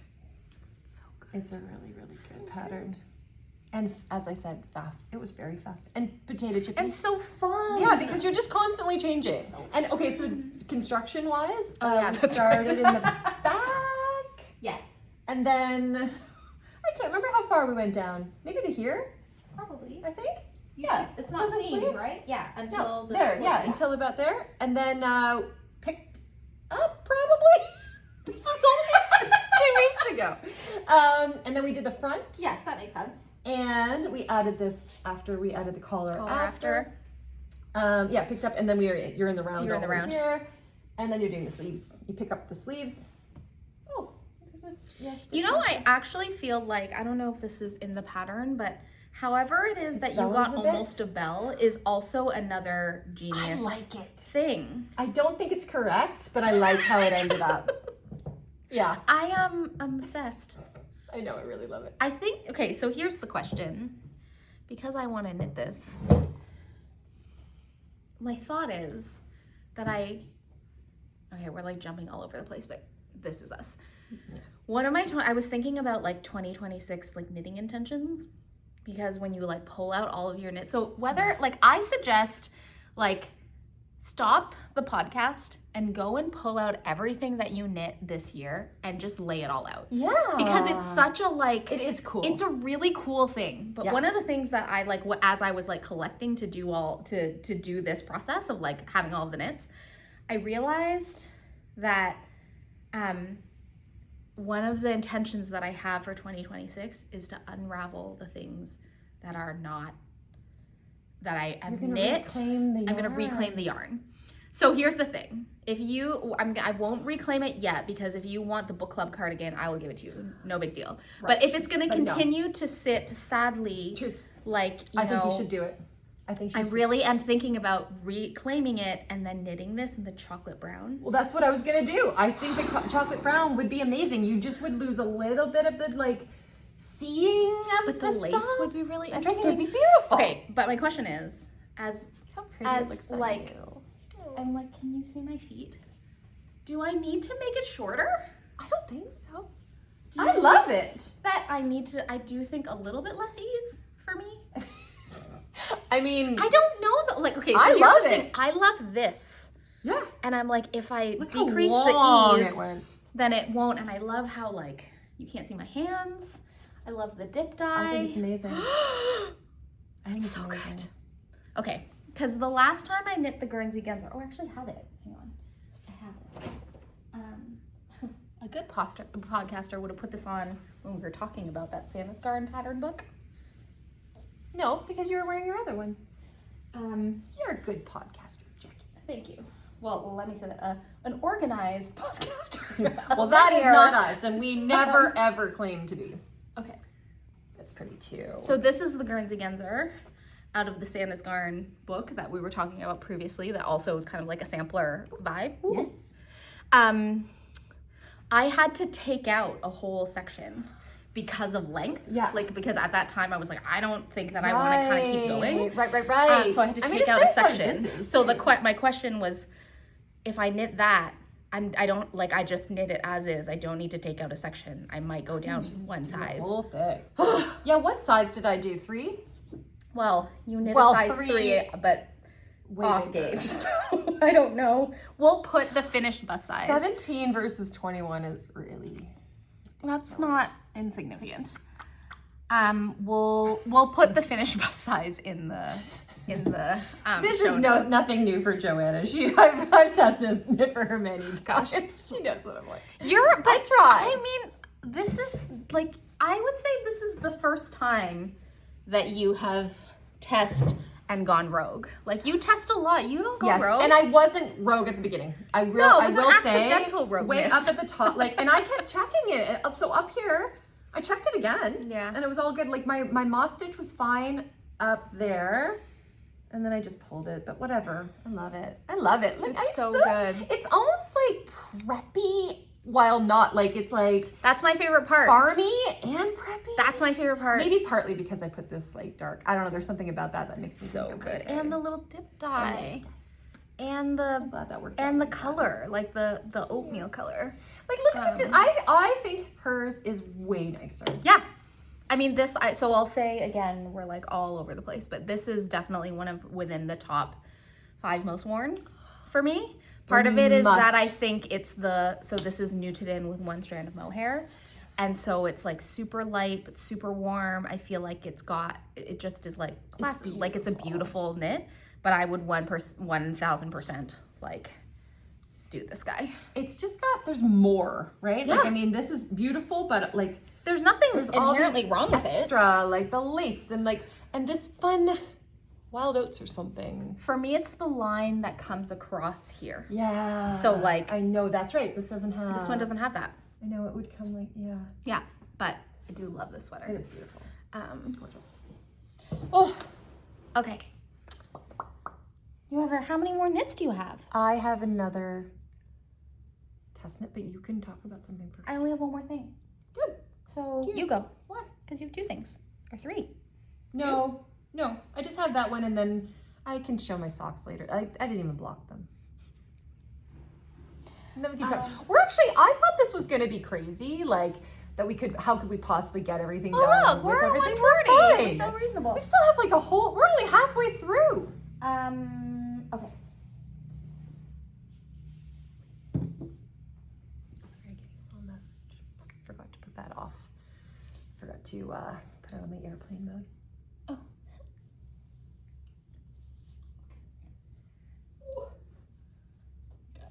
I love hide my ends that I didn't weave in. Okay. So one of my, again, I'm gonna say this, just so that I can pretend to be accountable, and then at the end of 2026, you all can be like, Jackie did none of these things. But I used to knit a lot of shawls. Yeah. And then I fell down the test knitting rabbit hole, and I feel like I've been testing a lot. Mm-hmm. And as a result, for whatever reason, this shawls kind of like fell off of my radar. But we had this amazing experience at Rhinebeck this year of getting to go to the Jill Draper Open Studio and getting to do our favorite thing, which was like choose yarn with our friends and do color play with our friends. New friends this year. Friends. Oh my god. Yeah. It's like the bunnies. Just multiply. Yes. So we got to meet a bunch of people who we've been friends with online. Yeah. It was actually kind of one of these like happy moments. So I don't think it was planned. The Jill Draper? Yeah, like we knew we were gonna go to Jill Draper. Yeah, we knew people were gonna be there. We knew people were gonna be there. If they'd be there at the same time. But yeah, and we like arrived, and it was like so many of our favorite people were all there at the same time. What the heck?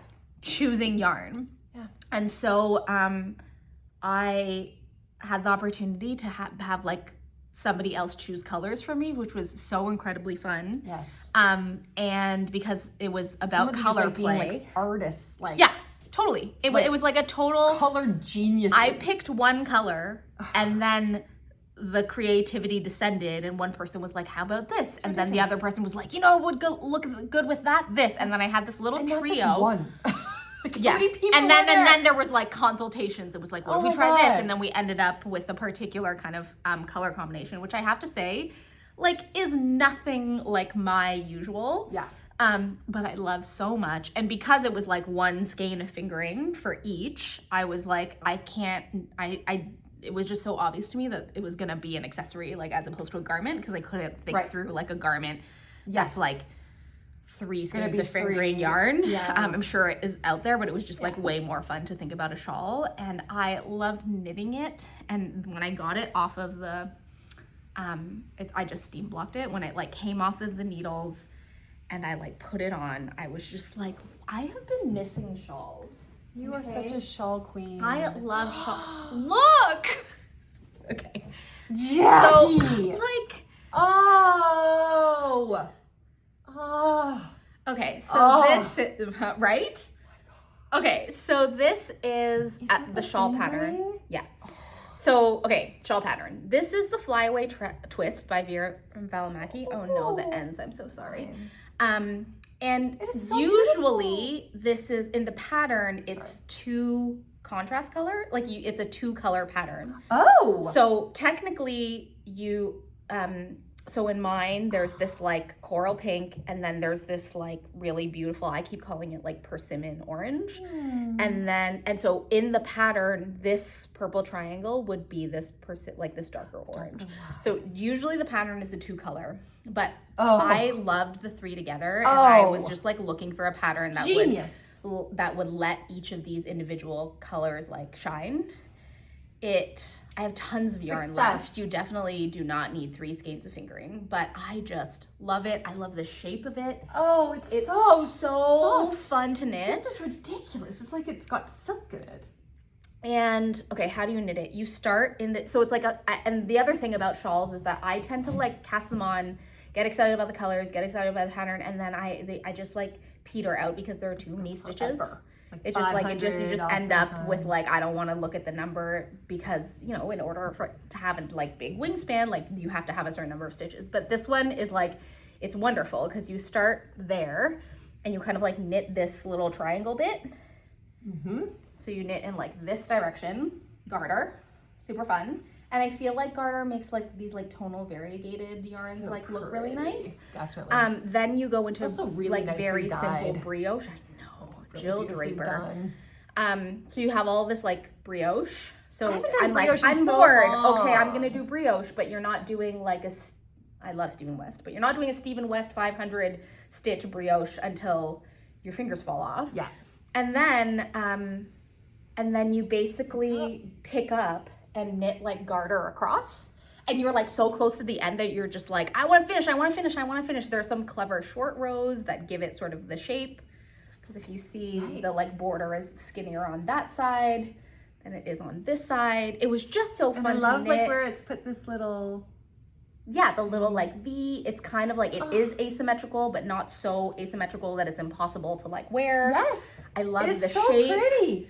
I love that it's technically not reversible. Right. But if I like do this, then nobody, because one of the pickup sides is more messy than the other. But like, look, I mean, it's remarkable what a different shawl it is on this side. It's so pretty.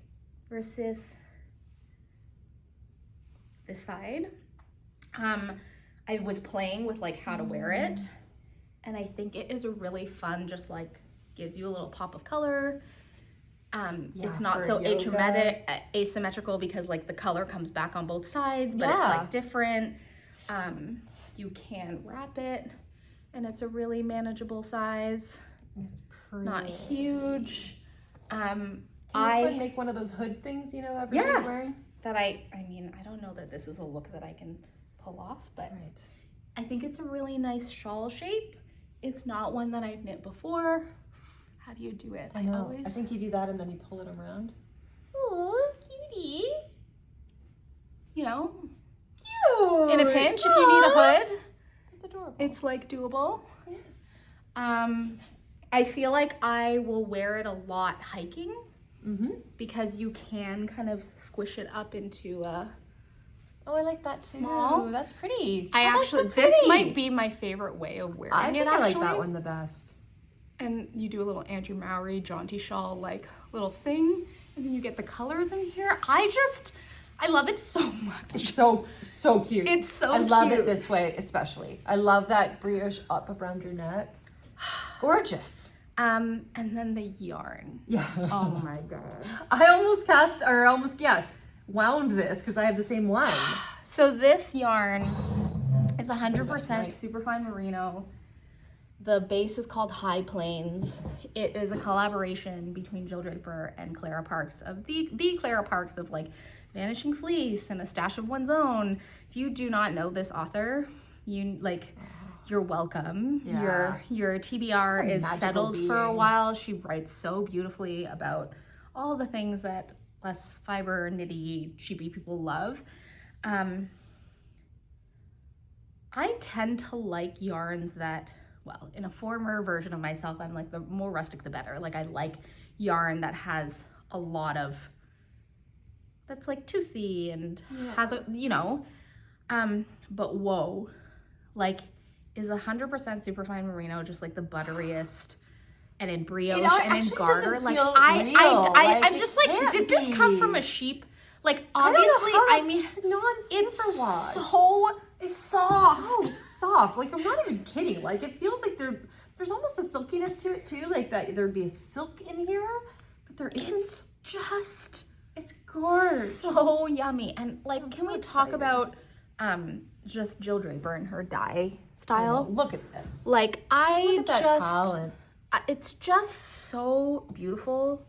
And like, of course, I had, you know, the brilliant artist friends to help me choose these colors I would never put together. Crazy. But also I think it's a testament to Jill Draper that she can like make this work. Oh, I love it. I love it. I, of course, cast this off and then went through my stash and was just like, what other combos can I make? This is like, the I thing. think it's such a great pattern for those special skeins of like, you went somewhere and you just bought 100 grams. Yes, or you have 3 things just sitting together and you're just like, oh, I really want to put them in something, but you're right, like you can't, like unless you're striping everything, like, and 3 is hard. And like, I mean, we love color work. I love color work, but I sometimes think that color work, like when you have 3 skeins of yarn and they come together and you're just like, you know, like you hear the choir of sheepy angels and they're like, wah, like, it's once you start doing color work often like with a pattern where it's like 1 and 1 or there's a motif, the colors don't get to sing as much like together. No, they don't, because they're not sitting. What we're loving is 3 distinct skeins, and so you want somehow separate sections that are loving each other, not like all intertwined. So we're not plying them together, we're like seeing them separate. So Veera Valimaki Flyaway Twist, I highly recommend the pattern. Flyaway Twist. The only so I made a modification on the basis of another person's project, and it was just a modification around like how you treat the edge of the brioche. And for me, it led to an edge that's like a little bit tight. So if when I knit this again, or if you were to knit it, I would suggest that you follow the designer. Just follow the designer. So what was it that made you want to do the other person's, and then like did they have a thing like that? So the way that the brioche increases happen are such that, like, without giving the pattern away, it's kind of like you have 8 rows, and the increases on row 1 and 3 and 5 and 7 are different. So I just wanted to like knit, and not have to count like, I have to do like 2 stitches and then do the increase, or like 1 stitch and then do the increase, or like 3 stitches and do the increase. I'm not giving away the pattern, that's not actually how it is, but like just the idea that I can't just keep doing the same increase. So someone smarter than me was like, oh, well, you can, if you do the increases in this way, then the increases are the same like every single time. So that's what I did, but it did create a bit of a tight edge. Right. Like you can see here that like, you know, the brioche. Which might have its own advantages. Yeah. You know, I think for me, I notice it and would love to have, like, it just sort of feels tight to me. And it's not consistent with like the sort of garter edge on the rest of the shawl. It's not noticeable, but I see what you mean. And when you hold it, it feels tight. Yeah, it's not more tight, a tactile thing. It just sort of feels like, ooh, I've strangled the yarn somehow. And this was especially like, I've only steam blocked it. I haven't even wet blocked it. I feel like once I wet block it, it's going to be like even more delicious and delightful. In terms, I'm like, I don't know how this yarn can get better, but I haven't even wet blocked it yet. Why even like, touch it? And part of me is like, why bother? I don't think you should. Although it could be even better. Like, yeah, so that's the only thing is that like when the garter starts to block out, this didn't block out with it, right? I'm casting this on tonight. Are you actually? I was going to, and then I went with the yarn, not the pattern, but the yarn. I have it in a red, and what I've wanted to do is, I want another like Gujo collar. Not necessary, but collar. A collar, yeah, like and a so like that's a what I'm cowlie thinking, kind of thing. And then now that I feel this, I extra need it right now. So thank you for our brilliant friends who helped put this color combination together. Yeah, that would not have been something I think you would have done. Although, to be fair, love coral. I was going to say, it's not actually that different from your other Veera Valimaki sunset sweater color combos. It was purples with the rock hunting, yeah. I do like a peach. I do like a purple. I actually really like this with this sweater, actually. I didn't put the two together, but I like the coral next to the blue. Yeah. I was, in a way, I mean, I was just knitting this anyways, but on my to knit, like one of the shawls that I've been looking at and that we were shopping for, you were helping me shop for. Yeah, I was. That's what I thought you were going to come out with. But... Rhinebeck was Andrew Mowry's jaunty shawl, which I didn't end up purchasing for that. But part of the thing is I think that this shawl shape is like really similar to the jaunty shawl, and because the jaunty shawl is beautiful and cute, but it's also fisherman's rib. I was like, I better know that I like this shawl shape before I knit. What don't you like about fisherman's rib? I don't like going down it like hurts my hands to go down one stitch below. I like it more than brioche. Although saying that, the sweater that will not be named. Fisherman's rib. But it was so fun. So if you need like a happy project. It's so beautiful. Look how gorgeous this looks. I love it like this. Okay, hold on. Let me, Oh, no. Are you going to judge it? What do you want? I want to try to put it on, but it looks really no, put it on. But because I can't do this. Yes, you can. No, we know. So if I can do it, then fine, but like on my own, okay, see, I can't already. Where do I start? I don't actually know with this. This doesn't, I've been wearing this like just go around the back. There you go. I don't actually know how I did it. Oh, there you go. Yeah. Carm can't do it. So if there's you know what? There you go. I like that. Even as you're done. Okay, maybe I will knit this. Because I love these. They always look so good on other people, but I can't. It's pretty funny. I'm still not exactly what you have, but no, I'm messing it up. Okay, I feel like I don't know if it was Andrea who sort of said this, but like in my mind, whenever I put on a shawl, I like have to tell myself that I just need it to like, I'm just gonna swoop it, and wherever it lands is where it's supposed to land. Like I feel like the more you try and zhuzh it, the more like, I don't know, like it's like I'm like, okay, I commit to just putting it on once, and I'm just gonna let the air like let it land, and then I'm gonna tie it. I like it. So cute. I like it, and I don't do well with these. They don't look good on me, like the way it lands. Well, what I was gonna say is that part of the reason it's so great is because it's not like the depth. Mm-hmm. It's like long and skinny. This is it's the thing. Not it's like not you too don't bulky. end, it's not too bulky. That's what ends up. But I really like this brioche, and I really like right behind it having this little bit of purple. Yeah, it's so pretty. I do like. I'm gonna like give myself a little like pat on the back for. I do feel like I wouldn't love it as much without the third color. Even though hers is really objectively gorgeous, I think the third color just like adds that little extra. It gives the shawl a little more dimension when you like wrap it around. You know what I'm saying? It's so pretty. It looks so good on you. It looks good on me. It's so good on you. It never does. And I will say, no, it is true. It's okay. We know our strengths, and this is not one of mine. But I actually really, yes, I love this. And what was I going to say? Oh, I do notice, that's one thing I actually forgot in this year. I did knit a Sophie scarf, and I was just wearing it again yesterday. Like, it is so nice to wrap a very, like, kind of a small thing just around my neck. It's so nice and cozy. So cozy. And it just warms you up exactly what you need. Like a big shawl. I have a lot of I feel like big shawls, or my triangle shawls, which I love, but they just go over my back. Yeah. Like I can't wear my, artist? No, what's the long one we made with the low mileage wool? Your fleur shawl? No, with all Find your fade. Yeah. It's so big. It's so beautiful, but I'm like... I remember we could like wrap it, like we could get both of us and still get it around. Twice. Yeah.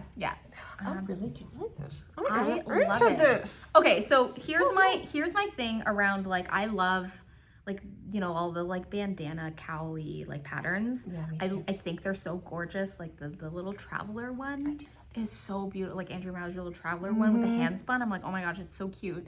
But when I think about the cowls that I have or the collars that I have, they don't sit tight enough to my neck. Yeah. So like it's like it does give you the perfect amount of cozy, but I feel like what I like about this is that like you can zhuzh it so that like, and it's just like, oh, I just need a little more space, or you like tug on the ends to bring it like a little cozier and up. Yeah. And I think the size and the depth of this one like meets that like need. I am converted and I'm gonna give it back, but I don't want to. You can keep it because I actually feel so really beautiful cozy in it. Like it does feel. You always talk about it being a hug, right? And like it's like a neck hug. I can definitely feel it, but it's a neck hug. Mm-hmm. I feel really, and it's so soft. Yeah, we rarely go on about Merino. I know, but like I like Merino more than we think. I know, and like I just remember when we picked up the skein, it was just like bloop, like just. Like no structure. We were like, oh. It was so different. It was so different. It was so delicious. And full of memories. Sure. And you know. And my little Lewis. My little jumping spider that I met there. Exactly. I still miss him. Anyway. It looks so good on you, Carmen. Do you wear this peachy color? No, I don't think I should wear peach. That's the one thing I don't think the color looks good. I love it. But I like the colors, and I love that this is offering the possibility of mixing colors, because I love mixing colors, but I don't wear shawls. So then I can't, like, I knit shawls, I just don't wear shawls. Yeah. Whereas like I would wear this. This would be possible. Yeah. And I'm even like, it gives options for other, you know, like doing it in Surrey, you know, doing it in like the Haunui or something. The sex shawl in this. I hadn't even thought about that. And like brioche really feels so delicious. I do. I haven't knit brioche in a long time. Like it just makes such a delicious fabric. Yeah. I do also like wearing it just comme ça. That is really nice. Jackie. I'm so satisfied. Yes. It's so nice to be a knitter, isn't it? I know. To like make things. And then you get to be like covered and surrounded by just you get all the fun of the knitting of it, and then you have this after. Like, yeah. I mean, who doesn't want to be just covered in soft and cozy things? I don't know. That are also objectively beautiful. It's true. And especially at this time of year, like I'm sure you're all feeling it. It's like when you're knitting something, especially if it's kind of a sizable project and it sits on your lap as you're like knitting, and you're like, I'm cozy knitting this. I can't wait to do this crochet. I can't wait to make this like blanket so bad. I've wanted a blanket for so long, and I just have felt like I feel the knitting of it might be too much to knit it. I am in my head, like I'm taking the whole crochet is faster idea and exploding it. Like I'm probably gonna start doing it and be like, what? Like the people who do both are probably like, Carmen, like it's faster, but like not by much. Don't tell her. I really want, I really, if I had more space in my home, it would be weaving for me. Oh. Because like a woven blanket. Yes, that's true. I have thought about that, but I don't think I would enjoy the process. I don't think weaving would make me happy. Well, I would be very happy if Tunisian crochet is the answer. Me too. We shall see. We shall see. Martin up north. I need to look this person up. Look at him, he's so cool. And like a nice person, and you like, yeah. I love people who are so generous with their time. Me and too. You're like, you know, when you we'll link Martin up north down below. Actually, you can show. Yeah, I'll show you. I wonder if it was in. I think it's in. Is it this person? Yeah, this guy. Whoa! I know. Okay, hold on. Let me show you the one. It's this one, but he shows it as these. Oh, maybe it was a story, but this is the blanket. Train. That's a good song too. Can I zoom in? Like, look at that! Look at that! Look at it! Okay. He had a story where he like such a beautiful takes chevron. it and he turned around and like flung it around his like back, and it was this big blanket. I know. Look at this gorgeous work, right? Look at how many gorgeous blankets. Martin up north. Martin up north. Oh my god. I'm gonna be crocheting them all. This is the perfect thing to. Isn't that beautiful? Maybe this is one of beginner these reels. friendly. Hold on. Well, what I really appreciated was, oh no, I guess he doesn't have it there. Oh no, was that he wasn't like, he was like, it's not the easiest, but it's doable. Anyway. Okay. Frig. Oh, That's what. Look at these patterns. Yeah. Yeah. And then there's like, he's got some. I love that he's in a Hawaiian shirt with this tunic. Oh my god. Up Look in at the that. snow. Look at that. I think he's in Sweden or something. It looks like woven. Maybe I indeed don't Look need to at get that, a how loom. gorgeous. I think I also love, this is such a Sonder yarn coat, like color combination combo with the white and the gold and the black. Oh my god, it's so, I mean, it's very like modern. Tunisian crochet. Okay. And so what I'm assuming is that you're doing each of those little shells. The like because it'll all fit on the one needle. You do it, and then you do this thing where you pull it all through. I was watching some videos on it. Look at this. We're all like going on. Look. Da da da. Wow. Okay, so don't tell us that this is gonna take forever. Just if you're a Tunisian crocheter, like send us drop a comment with your favorite patterns or like what you found most helpful. And I mean, it doesn't have to be Tunisian crochet, but there's like, I want to, yes it does. Okay, but I want to make this. But all of the like, I mean, like granny stripe blankets, so cute. Granny square blankets, so cute. I mean, all of them, yes. Okay, but I'm gonna say something. Please don't come after me. Why do you want a blanket with holes in it? What's funny, it's like Afghan blankets. Why? Is that okay to call them Afghan? That's the first time like, you know an Afghan? Yeah. Like a blanket? It's a lace, not lace, but it's like, it's a bunch of holes. Basically, this was really common.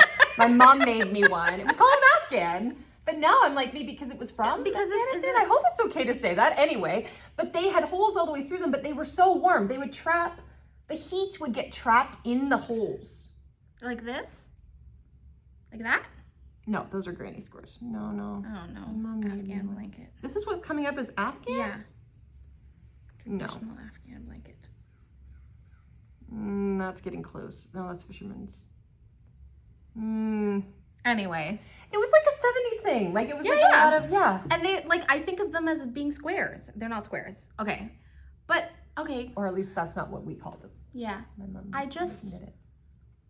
Okay, this is also I have cats. So like when you have blankets with holes, it's just a disaster. Yeah, that's possible. And in my brain, I'm like, what? I mean, it says girl who's obsessed with the lace thing. But this is it. It gets warm. I don't know why. Yeah. They're really lovely. For me, a blanket should be like, not have holes in it.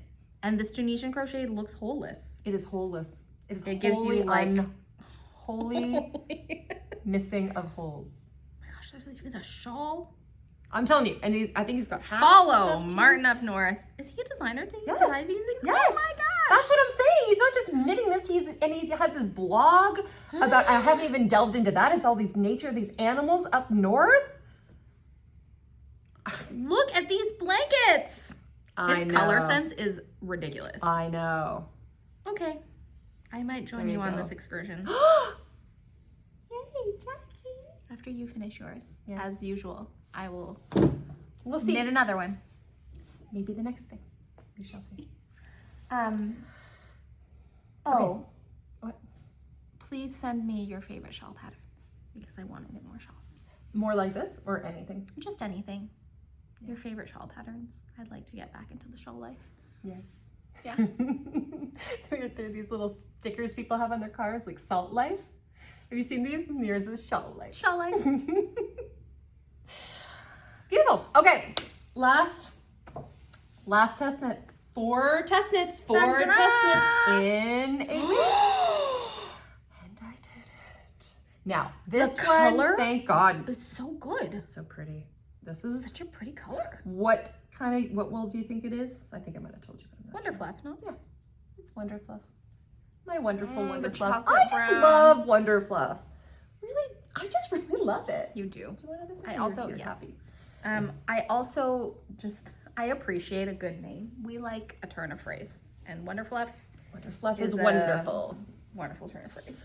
So, this is an absolutely perfect, as usual, pattern by the incredible Alicia Plummer. We love Alicia so much. Oh my God. I knit this in less than a week, people. 5 days. Gauge? Full. 16. Can't remember the rows, but Probably 20, not as 22. important, obviously. Yeah. A perfect Raglan, beautiful, beautiful pattern. These are the staple knits, Just right? finished it yesterday. No, 2 days ago. Threw it on before I was gonna block it. I couldn't take it off for 6 hours because I just wouldn't. Then I blocked it and it dried yesterday, and so I've had it since yesterday, and I've been wearing it since yesterday. Cute little mock neck. I know, look at these. Look at this little roll. I know, the roll is so good. Did you pick up that now? You do. So smart. It's so pretty like that. It's so pretty. It's so pretty. Like, look at this. So you start in the back. Look how pretty that is. Nice across there. And then, yep, you're making the raglans. You come around here, and eventually you join. Oh, so it's knit flat from the back flat and forth. at the top, Yeah. back to get your short rows in there.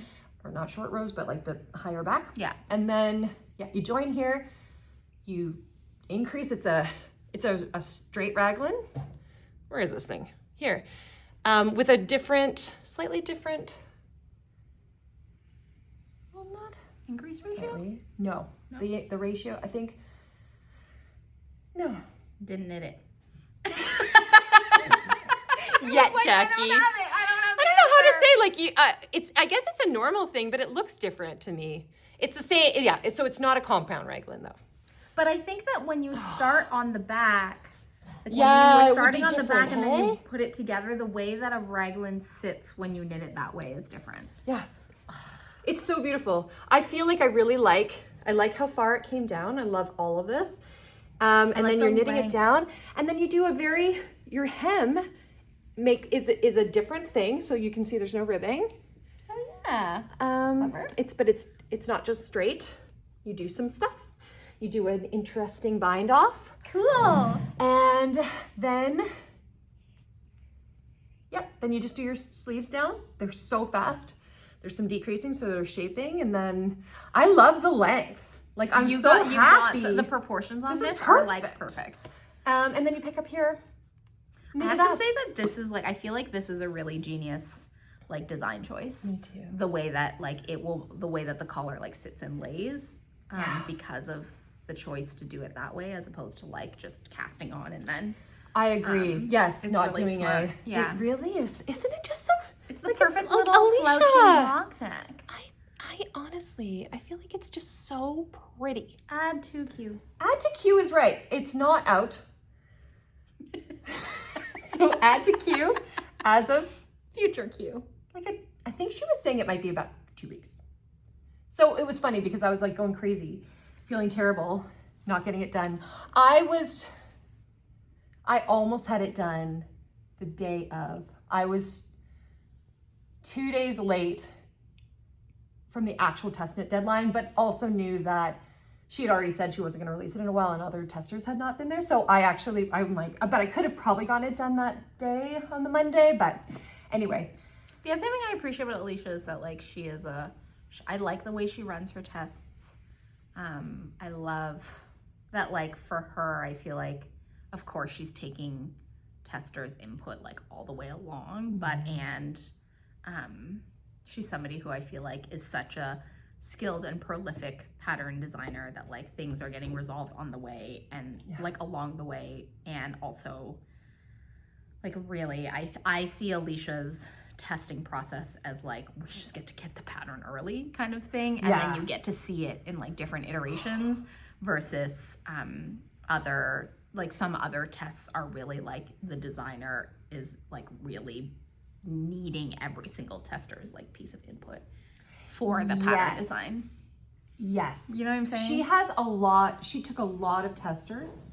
Like, I think sometimes designers will have a smaller testing group. It seems like there were a lot of people, like, to get a wide, I guess, range of just.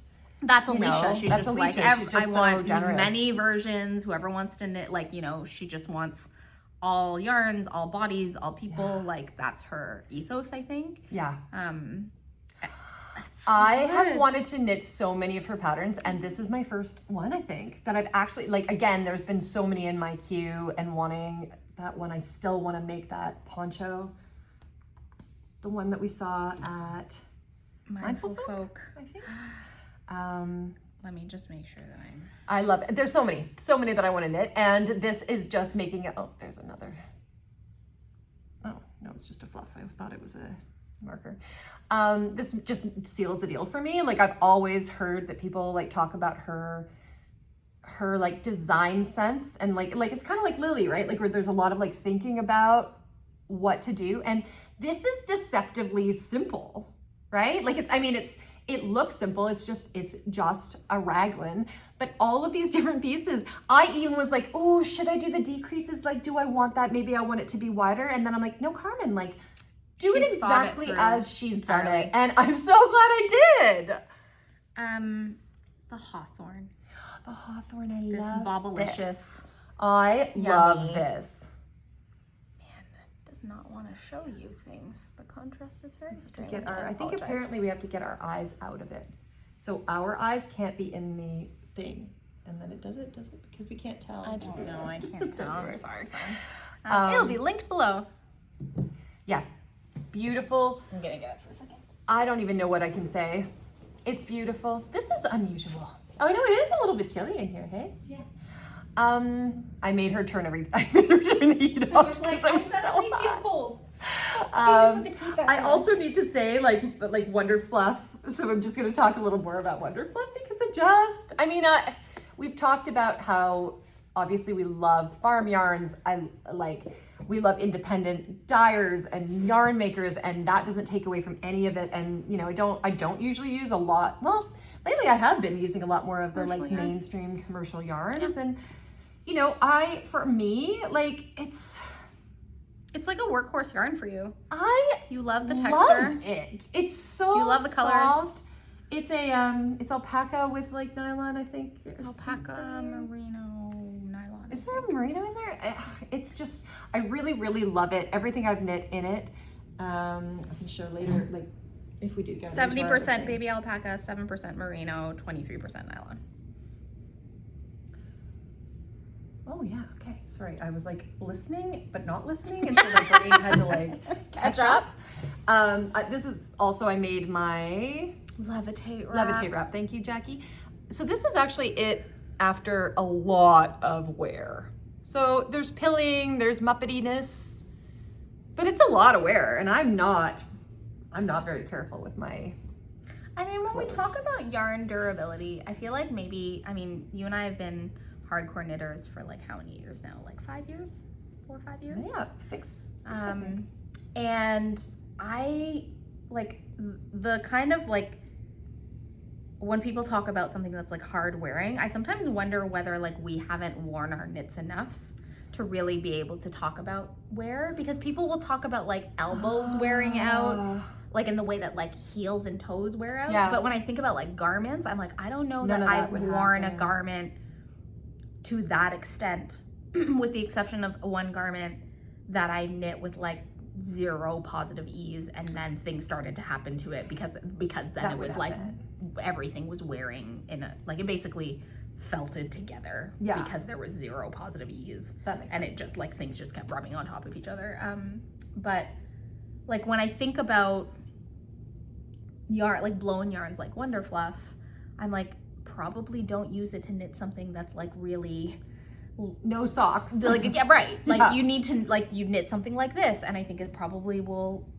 Great, right? I don't I don't put my elbows on tables, like, I'm not sitting in a situation where you're wearing out the elbows. Yeah, like when I'm sitting, I'm actually in a chair with clients.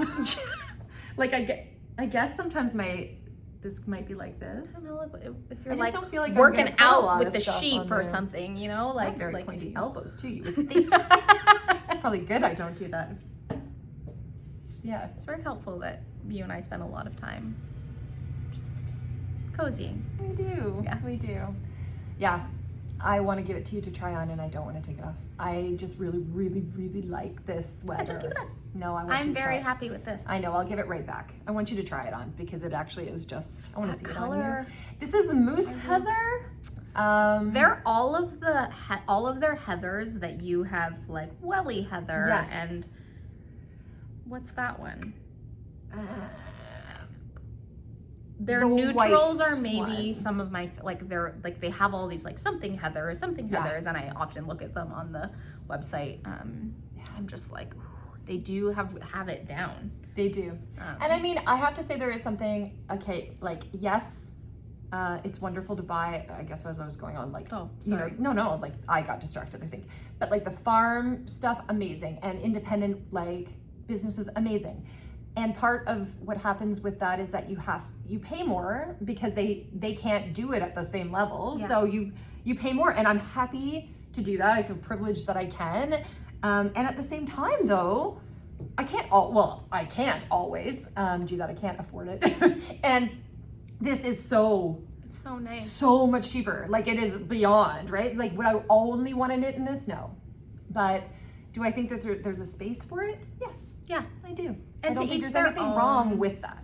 I also think like when you find like how lovely is it to have a yarn that is accessible, that's consistent. Yes. You know how it behaves, you love the fabric, it works for your lifestyle. Yeah. Like all of those things, like what a joy. It is right? a joy. I love it. Oh, we're gonna like this. So jacket. excited. Carmen, you just like you knit. No, my family, they are. Such an intervention. No, they were just so supportive. Like, I honestly am like, I have the best family ever. Like, my husband was understanding that I was not doing anything. I was not putting things away and doing my part in the house. I know. Yeah, I'm very, very grateful to them. I did also, though, tell them, make sure it's is that the Is that the back? right side? I think that, oh no, that's correct. No, that's the back. Okay. I always put it on backwards. It's hard. I did put a little marker, but I put it in the same color, so I can't even find I it. did not look for it. I was just like, it is soft and I want it on my body. I know. I promised the whole way along that I would never do this again. That I would never, ever do this again. Mess up like this with too many test knits. Oh, look at how beautiful it is. So much. Don't you just love it? It's so perfect. It's so nice. It's so perfect. I love it. I love a mock neck. Me too. Me too. Oh, it looks beautiful. It's just so classic. And This it's is one I so could knit again soft. too, like in a black, in a light, like, and like when you're talking 5 days for a substantial sweater. Like, it's not even that it was it's not cropped. It's like a full out sweater. I do also really love how light these blown yarns are, and like to know that you have worn them and that they like do well over time. Yes. It's really, really nice to have this kind of like weight and texture on your body. It is nice. I am just realizing I haven't filled it out yet, so I don't know exactly how many, but I'm pretty sure it was something like 5 skeins. We'll put it in the show notes. 5 balls, so that might be something around like 250. Yeah, because it's 50 grams a ball, Something right? like that. Yeah. So pretty. So I did it. What's it called again? What wonder? Oh, The it's pattern? right now it's listed as Oh, it's 90s yet. Raglan, Oh, but we don't know if it's going to be that. Who knows if that's what it's going to end up being, but I love it. We do love the 90s. It is We love appropriate. We could have just stayed in the 90s fashion for. Oh, It's so good. I kind of did, I think, in a lot of ways. I'm still wearing Yeah. docks right now, like not now, Yeah. they're over there. Yeah, I'm very, very happy, and I did feel so the thing. happy and And can I say, okay, I failed and I succeeded. Okay, so I have another test knit, but it's not due until the end of January, which really I should get going on that now. But it's another big gauge. But you were talking about when test knits are like advertised, you know, like the teased. I kept myself Lavanya Petricella's dress, scrappy dress. Please look that up. As soon as I saw it, I was like, I need this dress. I need this dress, Jackie. And I've been waiting for actually like weeks. And then she had, right? Look at this fit. How did this not make it through my algorithm? Oh my God. The fit is perfect. I feel like the top is perfect. It's you in a dress. I want that dress so badly. And so then she came out with the test call and I was like, and it was so generous. It was like, not even to have the whole dress finished, but it was in like February. And I said, no, Carmen, no, just wait for the pattern. You don't have to test knit it. Just wait for the pattern. So I did do that. Good for you. Thanks. Listen, okay, we're like, can we go on a test knit tangent for a moment? Yes. It's our show. And they can skip. Knit when I want to. I can also talk when I want to. So I realized when I pulled out my like 2025 knits, I basically knit mostly test knits this year. I might have. I feel like that's more like I do like a lot of test knits. You do a lot of test knits. Yeah. But I didn't think I realized like how you didn't far do as many, I didn't you do have as many. really But this was done the a year lot. of like a lot of Meghan. A lot of test knits. Yeah. A lot of Samantha Garn. Yeah, you were doing almost Did I all. test her? Anyway, Didn't you do? I thought they. Like, I did the tank, and then I then loved you the did the tank so test, much I of did the net. sweater, but I didn't test that one. One of them was a test. One of them was a test. Like, but the grand majority of what I knit were test knits. And I was having a conversation with somebody where they were like, "Why do you test knit?" I know people always. And ask I was me this. like, "Why do like?" I mean, I know like the they give you the general. wool. I'm like, no. I know the general reasons, right? Like the general reasons is like I like a cowl. The general reasons I love the designer. Yeah. One of the reasons is the impatience. So you know, like to your point of baby. being like I like just wait for the pattern to come out. I'm like I cannot. I can't.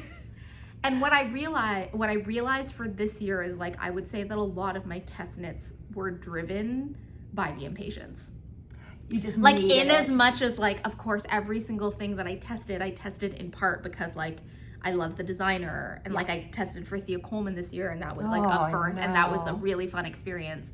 But it was very much driven by like I must have the item now.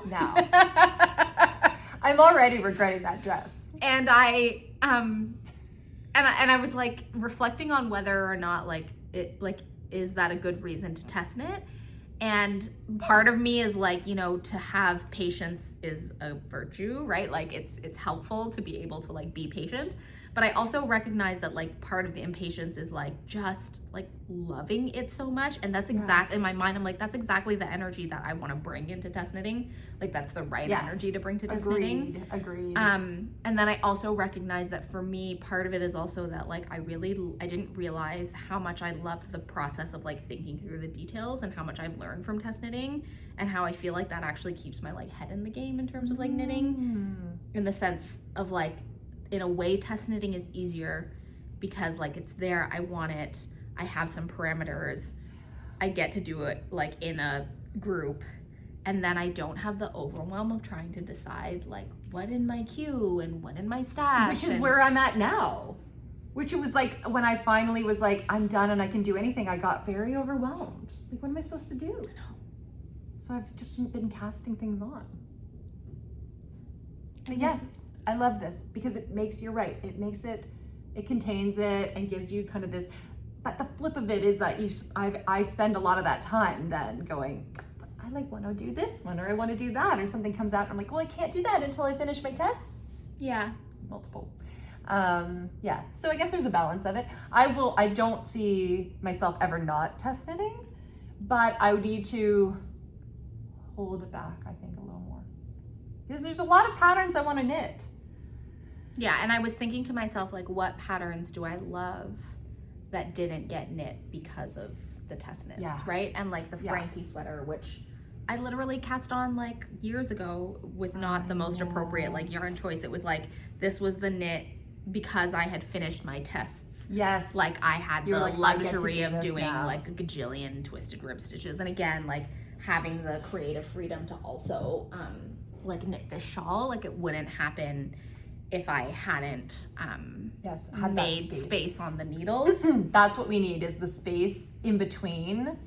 I need more of those. I need to make the space. And I was like reflecting, okay, like 2026, like knitting intentions. I definitely am not going to stop test knitting because I love the process so much. But like, how can I enter into the test knitting like in a way that I guess like at the end of the year when we do the roundup and the wrap up, I like look at the things that I've knit and not only do I like love everything that I've knit, because I would say that I love everything, but there are definitely sort of gaps. Like there are things that I could use more like accessories and stuff. I'm noticing like I'm like I've got to make a thing. I've got to make the cowl a point. Wall. Yeah, like I've got to make a certain a few of those things. Yeah, and they're nice. Like it's kind of nice to be able to do something that's shorter. You're better at the shorter like knit like the little projects. For me, like I don't know why it is that I find it incredibly hard to like knit a hat or to like knit mittens. Like for me, I feel like the project has to be large in order for me to like get my head in the game. It's a very bizarre kind of It is funny because there's something very nice about finishing something like in a weekend. Yeah, like those Malva knits. I think those were so there were some. Can you show them? I saw them. I know, I brought them. Oh, here's one anyway. Like this, and the reason I even have this is it came in the box that I got the so Catherine makes these boxes every like season, seems like, or some like however many times a year, and I just remember I couldn't resist it. Like it was a fall box. Oh, I got look. I still use also like you get like a project bag and like wool to make something. But anyway, I wear these mittens all the time, and I thought I was going to. It's done in Ralma, and I thought I was going to put a liner in because I was like, it's a bit like, it's a rustic yarn. Ooh, it's really changed with wear. It has, right? Yeah. There's something actually, I like the tactile. It feels, did you block these since the last time I tried them on? I don't think so. They feel like different mitts. Maybe I should block it. They feel like different mitts than the first time. I mean, I loved them the first time, but I was like, ooh, that's like, it's a shape. Yes, they're starting to and now they're like, wearing really nicely. Oh, it's so pretty. I don't know where they are. Anyway, but I love making those kinds of things. Yeah, in my mind, I feel like I should get into colorwork mittens because in my brain is like the things that I love. I'll love it, but I don't know. Especially a pattern like this. So this is Went.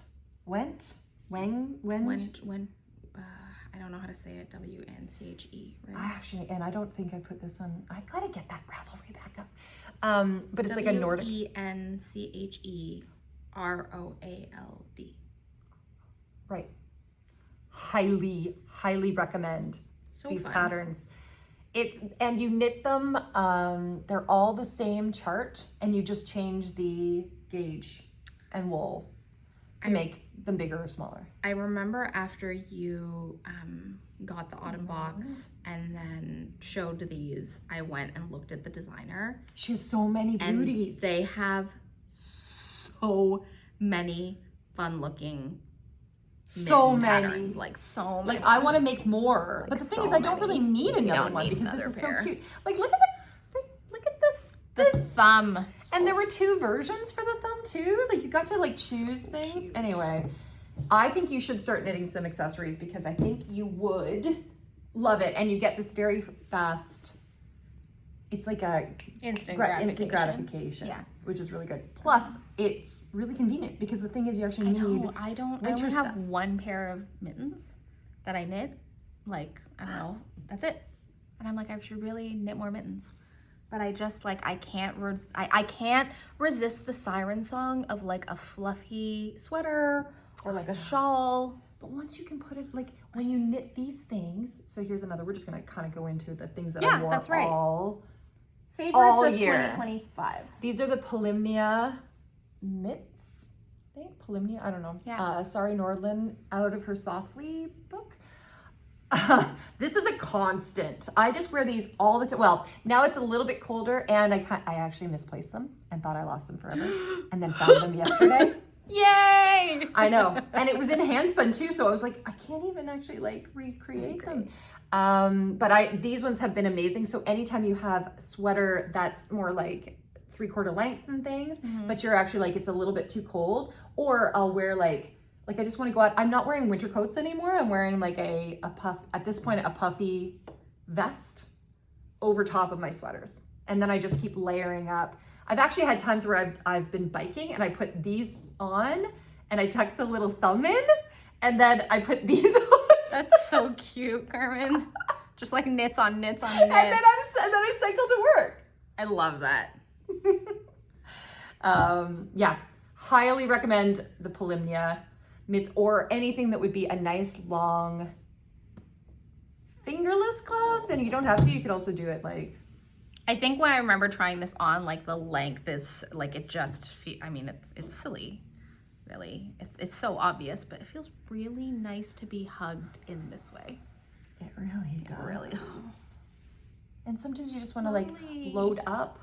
Like you just want a little bit more layers on that, but you might want this part not. But you could also then put a shawl over top. Like it's like all of the knits. You just have a lot of options. I feel like I also like one of the things that I appreciate as you've been exploring more ease is like the long sleeve. Like this gives you the long sleeve. Like I didn't realize how much I love this coverage. Because I guess for what like mostly in my life, I'm always doing this. Like I don't really know why, but when you like want to have a cozy moment, I just love this. Like I know when we go through phases, right? Like for a long time, I was knitting really to here. That was a pretty common one for me, and that would work. I'd try on your sweaters. Yeah. And they would work on me because that's where I liked it. But yeah, lately I like it a little bit longer. Things just change a little bit. Yeah. Ugh. What about you? Do you have any winter knit things, like accessories? Like that you... I mean, I feel like the one accessory that I wear like all of the time without fail is I always have a beanie. Aww. Because I really don't like being outside without like a hat. Yeah. And so I have my two most worn hats of the year are, this is one of them. I love this. This is Lily's beginner welcome hat, which is a sort of classic 1x1 ribbed, but with a really nice set of increases that for me, I really like the shape that it makes. And this is kind of like, I guess not surprising, but like, I love a little pop of neon apparently. And I do think neon yellow goes with everything. Agreed. Like I have 100%. Bright pink hats and I don't wear the bright pink ones as much as I've like worn. Like this, I'm like, oh, what color am I wearing? Doesn't matter. I can pop this on. It's gonna be good. And I really actually really like that this was knit in a superwash yarn, which again, like surprising, but it's really kept its shape really nicely. I think because it's like superwash with nylon and I held with mohair. But it's like held, like I wear this probably every day. Oh, it looks like it's brand new. And it's held up like so lovely. Any pilling. Nothing. Yeah. I mean, the brim, the part that you can see has no mohair, and then I did mohair on the inside because I just started knitting with it and was like, oh no, it's like superwash merino isn't gonna hold its shape, so I added mohair to give it more structure. But it just makes me happy. It's beautiful. That's maybe favorite like little accessory. And then there's another hat, which was a Samantha Guerin test knit. I was just gonna say, because you gave me your other one, and that's the other one I wear all the time. Oh, what is this called? Is this the one I have? Yes. Is this the cold brew? Oh, cold brew. Yeah. Is it? That sounds right. Yeah. Oh, cold foam. Cold foam. Okay. Cold foam. This is why I don't even try. Cold brew. Oh, it's such a great hat. That looks so beautiful. Oh, I love it so much. With this color. Yeah, the shape I really like the shape. It's like, it's also super light. Yeah. This was knit in Biche Bouche Le Gros Silk Mohair. And interestingly, I feel like it's the opposite of this in the sense that this is a real hug for your head. And there's something about like this and the needle size that you use. It's just like a little something that rests on your head. It just sits. Yeah. I don't get hat head. No. Like it's a really, I don't know. I love it. Did she design it in that wool, or that was the way that you did it? I tested it in this. You tested it. And her original is also gorgeous. She did a folded brim, and I didn't fold the brim and just kind of kept going. Yeah. And then something about like the neutral color, I also think that it just like is one of those things that like all of my coats, whatever sweater I'm wearing, just like pop it on and it works. Totally. Well, the one you gave me was in a white, creamy white. And I wear it, there's nothing it doesn't go with. Yeah. And I think so nice. I also think like, oh yeah, it does. I think like having a warm hat, I think, of course, like we live in Canada, having your like cozy warm hat that like hugs and gives you like ear coverage, necessary. But I also think like just a little cap, a little cozy cap is like, it's so good. It's so good. It's so good. That's so good. Yeah, those are my two most worn accessory winter accessories. Do you have other accessories that you wear a lot of? I wear my socks all the time. Yes. But I forgot, I made those camping socks. I wear those all the time. This was this year. I wore these like, is this one of them? I think. This is fish lips. Yeah. So I'm doing the fish. It's like I discovered this fish lips kiss heel. And this one I did ribbing all around, but right now I'm into this stockinette bottom, 2x1. 2x1, I think. This one might be 2x2, but I think I was doing 2x1, and sometimes I'm even thinking about 3x1 to start. This is like, that's my vanilla sock these days. You've really gotten into the sock. I love a bespoke sock. Yes. Well, actually, I'll show you. They're not blocked yet, but I also finished finally my little Christmas socks that I was doing. Oh, the like fade ones. Yes, exactly. Oh, this, if you could see this, it's hilarious. Like there's just stuff everywhere. So this is the one, obviously there's still, but I made these little shorties. They're so cute. This is, you know what, look, there was a line in the fade. I didn't switch that. Isn't that funny? There was no knot? No. Strange. I know. I was surprised. But anyway, these are my little Christmas socks, my little shorties that I just did a rolled edge. Was that a 2x1? This was a 2x1. I love a 2x1 rib. I love how a 2x1 rib looks. Oh, they're so cute. See these, can you? But they're really cute. Yeah. I mean, I kind of missed the Christmas season. So that's for next year.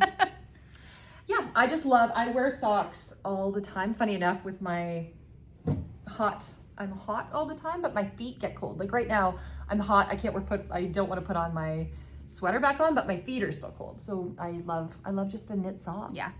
And once you make a sock for yourself, like you can't wear other socks. It's true. Yeah. Other accessories. Oh, okay. So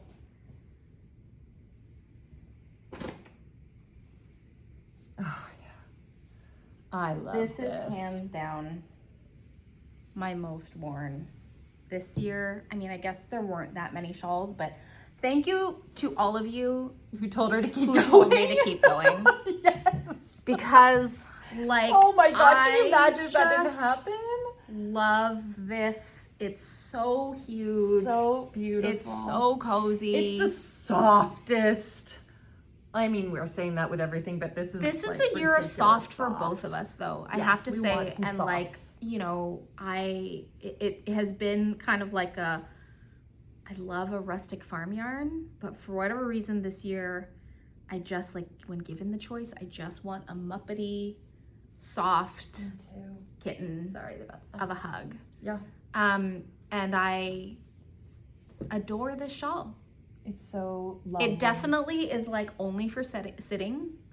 like, because it's... Once you're wrapped up in it, it'll fall off, I guess, if you... Yeah, it doesn't really, like, stay. I also feel like it's, like, enormous in terms of, like, from an aesthetic point of view. I don't love how this end looks, but, like, I don't care because it's so soft. It feels so nice. And there's, like, something about, like, when I'm, like, sitting and knitting, like, in my periphery are these colors. And I just am, like, it makes me so happy. Yeah. It definitely, like, this just lives sort of as a couch thing. If I'm, like, here at the studio and I'm teaching, like, a retreat day and it's gonna be, like, a 8-hour day or a 10-hour day, I'm just, like, it comes with me. And were you wearing this? You sent a little picture, like, with you and your kitty cat, like, knitting the other day. Like, was this? No, okay, but it was behind me. Something like that. Like, yeah. So lovely. Just like, very cozy. This is also, to me, like, a shawl that is a blanket. And again, like, just the little bit of color play. I mean, this was very, like, lush kind of shawl. This is the Nightshift shawl by Andrew Mowry. But the main color I did in Surrey held double, and then the little contrast blips are all superwash merinos. And most of these were single skeins that I bought from Antonella at Cozy Posy Yarn Co. because she just, like, has beautiful color sense. And when she releases something and she's, like, put 3 colors together, I'm just like, I need to have it. Swift or something? Yeah, it was the Taylor Swift collection. And then some of these were sort of single skeins of Surrey that were just, like, sitting in my stash. So somehow in my mind, if you're using up single skeins, it's totally fine that you use, like, 5 skeins of Surrey for a shawl. Yeah. Plus just for the background color, but it makes you so happy. It makes me so happy. And talking about blankets, I really, like, would love to turn this pattern into a blanket. I mean, it's close. That would be luxe. It's close. Why not? It feels it feels like that wouldn't be hard. No, it wouldn't. I think it would be super, and people have done it, like, as a rectangle. I feel like there's in my head, a lot of people have done it so that the stripes are, like, running up and down. Like, I kind of like a diagonal stripe. Oh. Ooh. But still. Nothing. Favorite, definitely a most worn, most used is this. What about the sex shawl? No? The sex shawl, yes. But I don't think that one I didn't knit this year, so I didn't include it because I really kept it to the calendar year.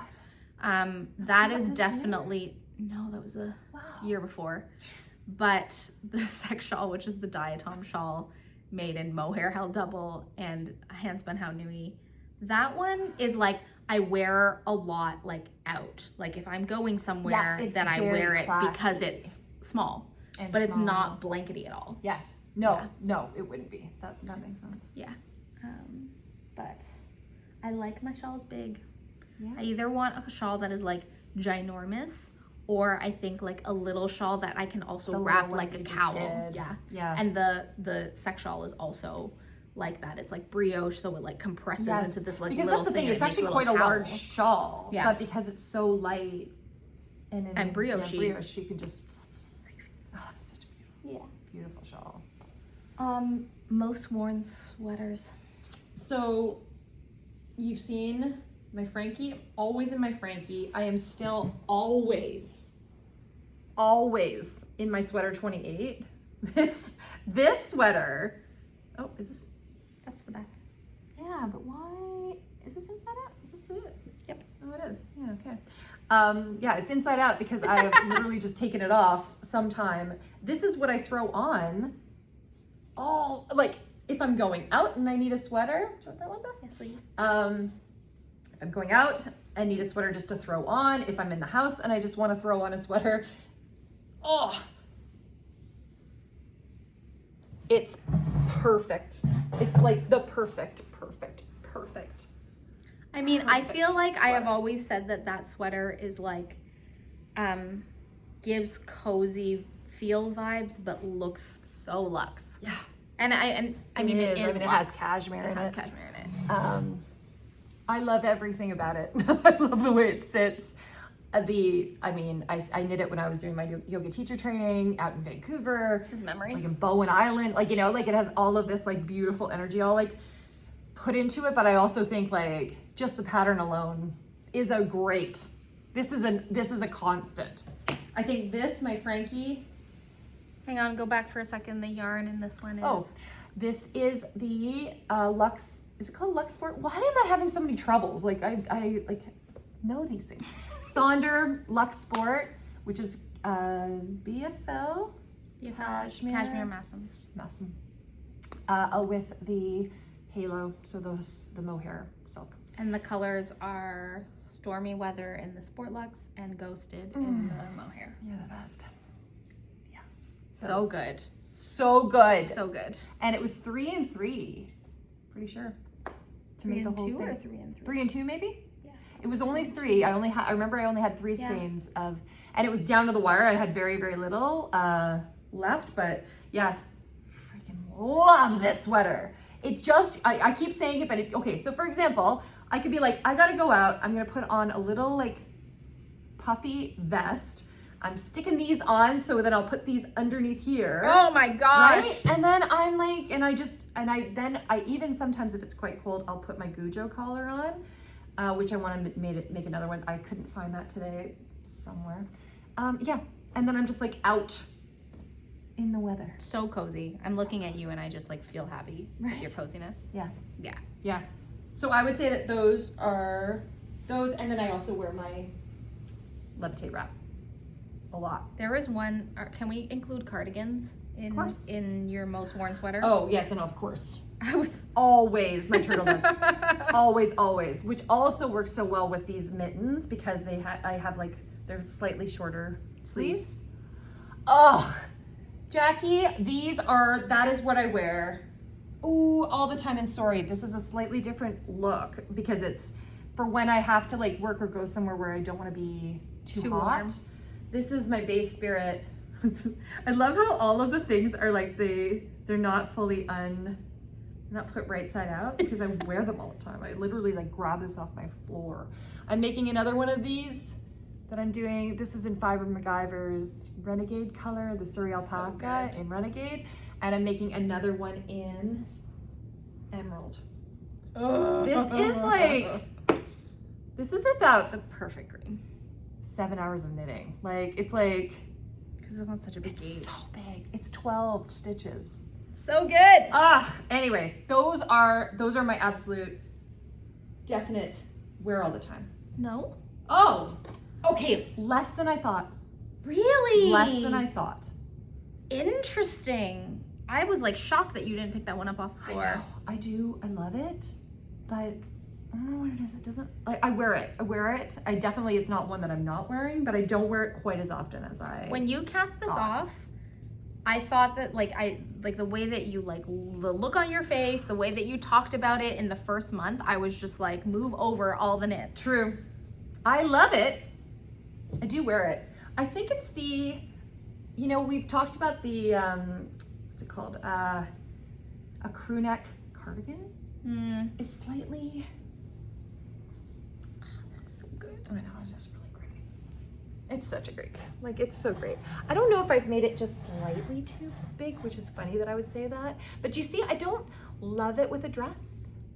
That is the answer. I think that's why, and I wear a lot of you wear dresses all the time. Somehow it's not a good dress cardigan. Yeah. I mean, it's not that terrible. It's just course. The other things just seem to fit better somehow. They do. They fall over things. I think I find a pullover more versatile.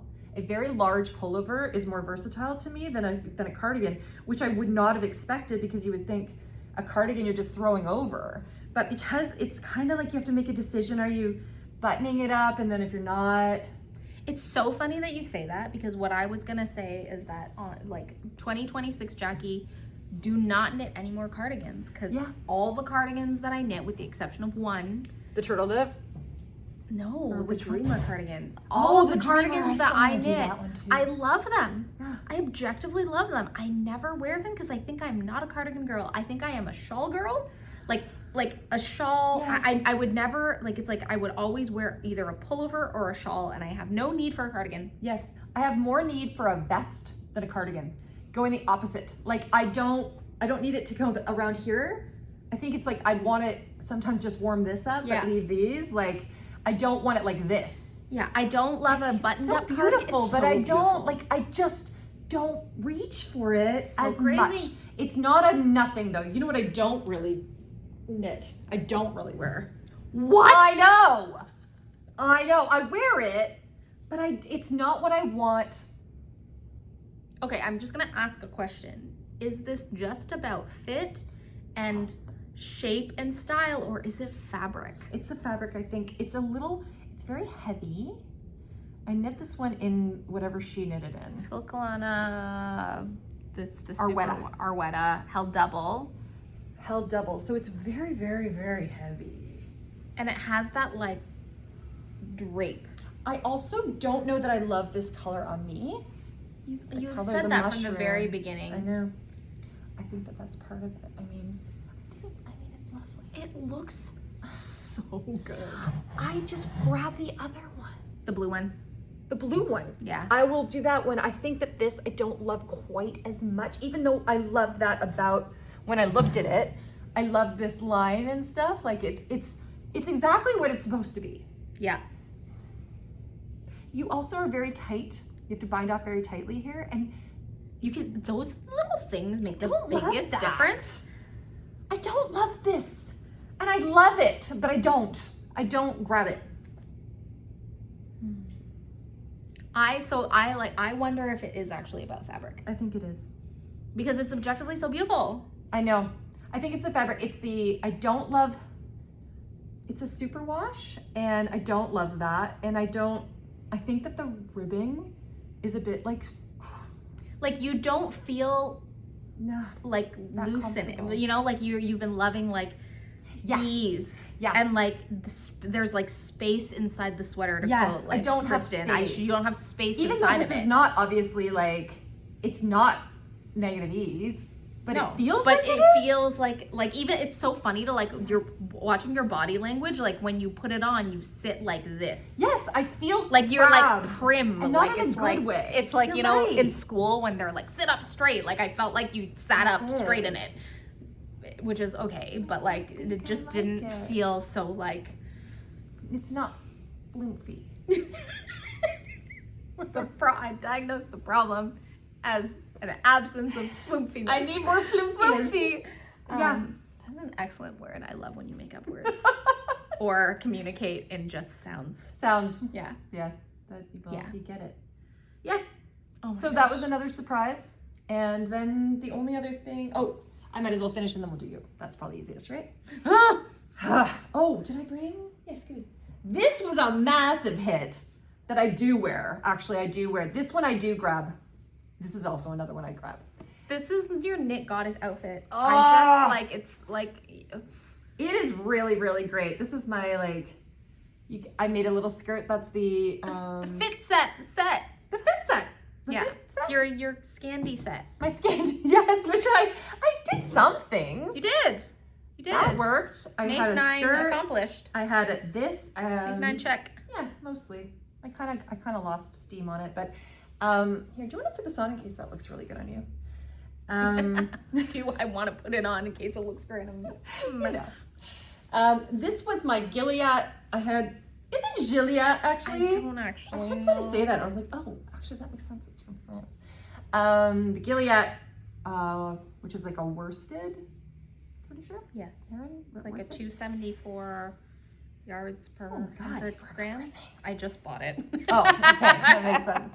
And it was in the gold colorway, Dore, and it was really not working for me. And then I added Dirty Weekend to it, which was the Sonder mohair, and it just like toned it down into a more of a gold thing. And I love it. I wear it with my little skirt, my matching skirt.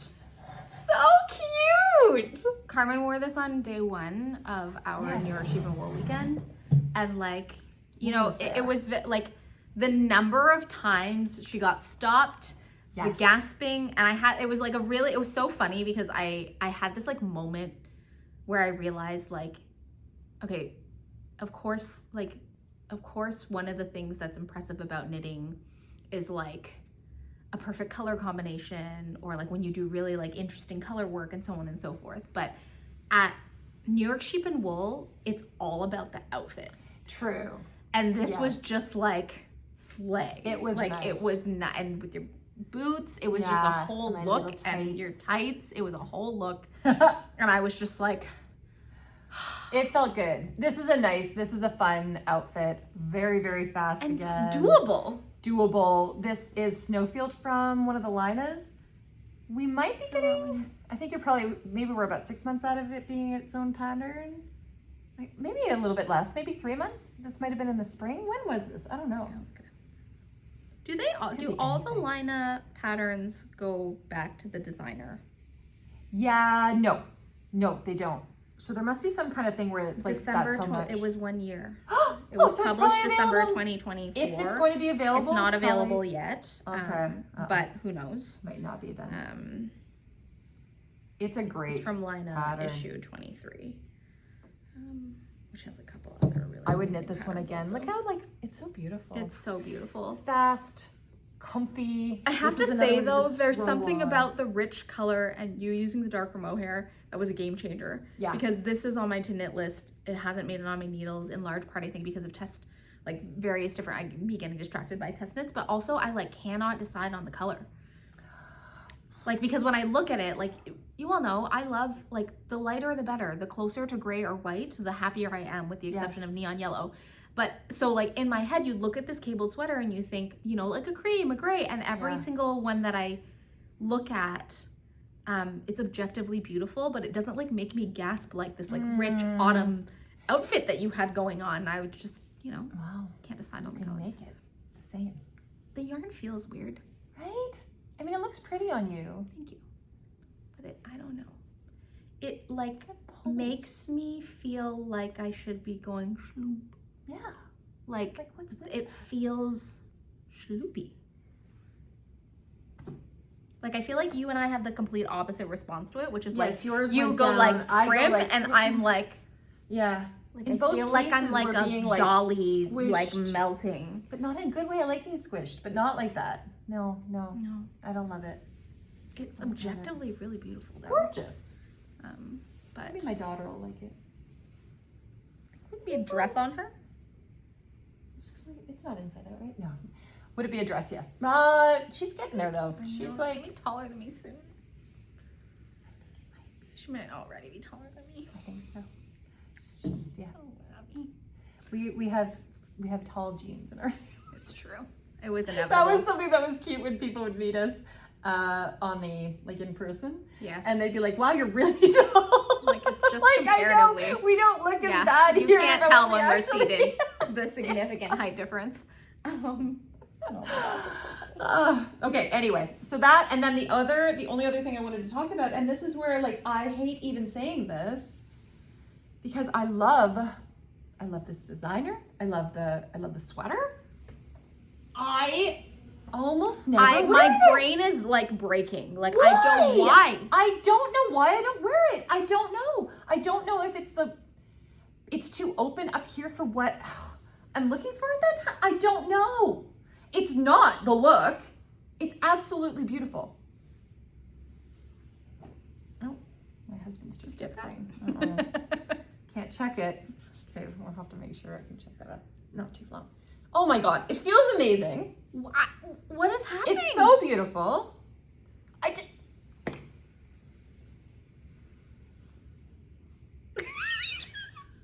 don't know. We've finally been made speechless. Who knew it could happen?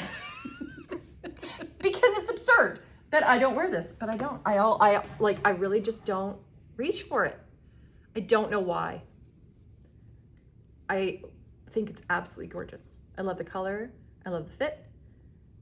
I love it. Maybe I have to just put it on my list to do. I can't. But why? I don't think it's the pattern. I think this is where I'm talking about, it's the space. It's what I want when I'm reaching for a sweater. You want room. I think I want room, and I don't, this yeah. is not enough room, but when there's a space for that, if I was working, that would be fine. You don't wear this to work? No, Is it because too it's hot? too hot. Yeah. So, because I teach, right? Like, and it's like 8 hours and I'm like lecturing for the whole, you know, like I get hot. So I don't want that. So it just doesn't have a space. But I need to wear it more.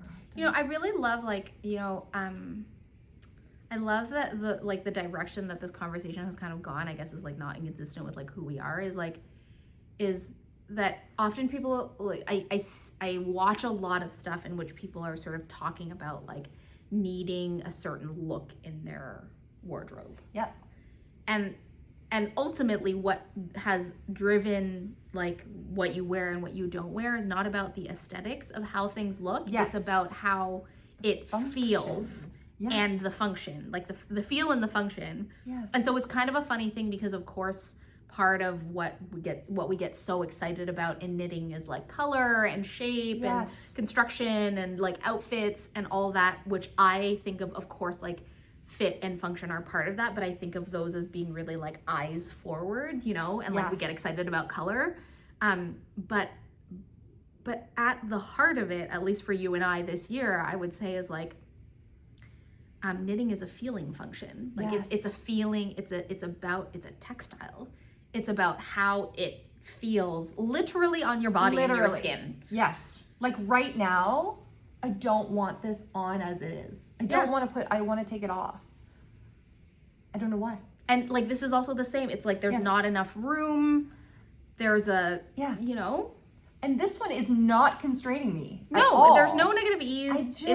It's a fabric. It's like a beautiful fabric that you love. It's one of your favorite fabrics, but somehow. Meanwhile, this, oh no, where's my other one? Thank you. It's not that different. This is not that different. It's a V-neck, right? Look at how big that is. I think I have to fix that. It's a V-neck and everything, and yet this one I could just like forever. I have been forever just putting on. I'm gonna put it back on because I don't want this one on right now. So, anyway. I feel like I need to try this on to like figure it out and see.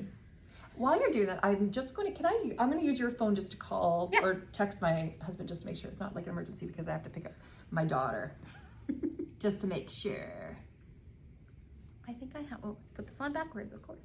You have him? I have John in there. Oh, perfect.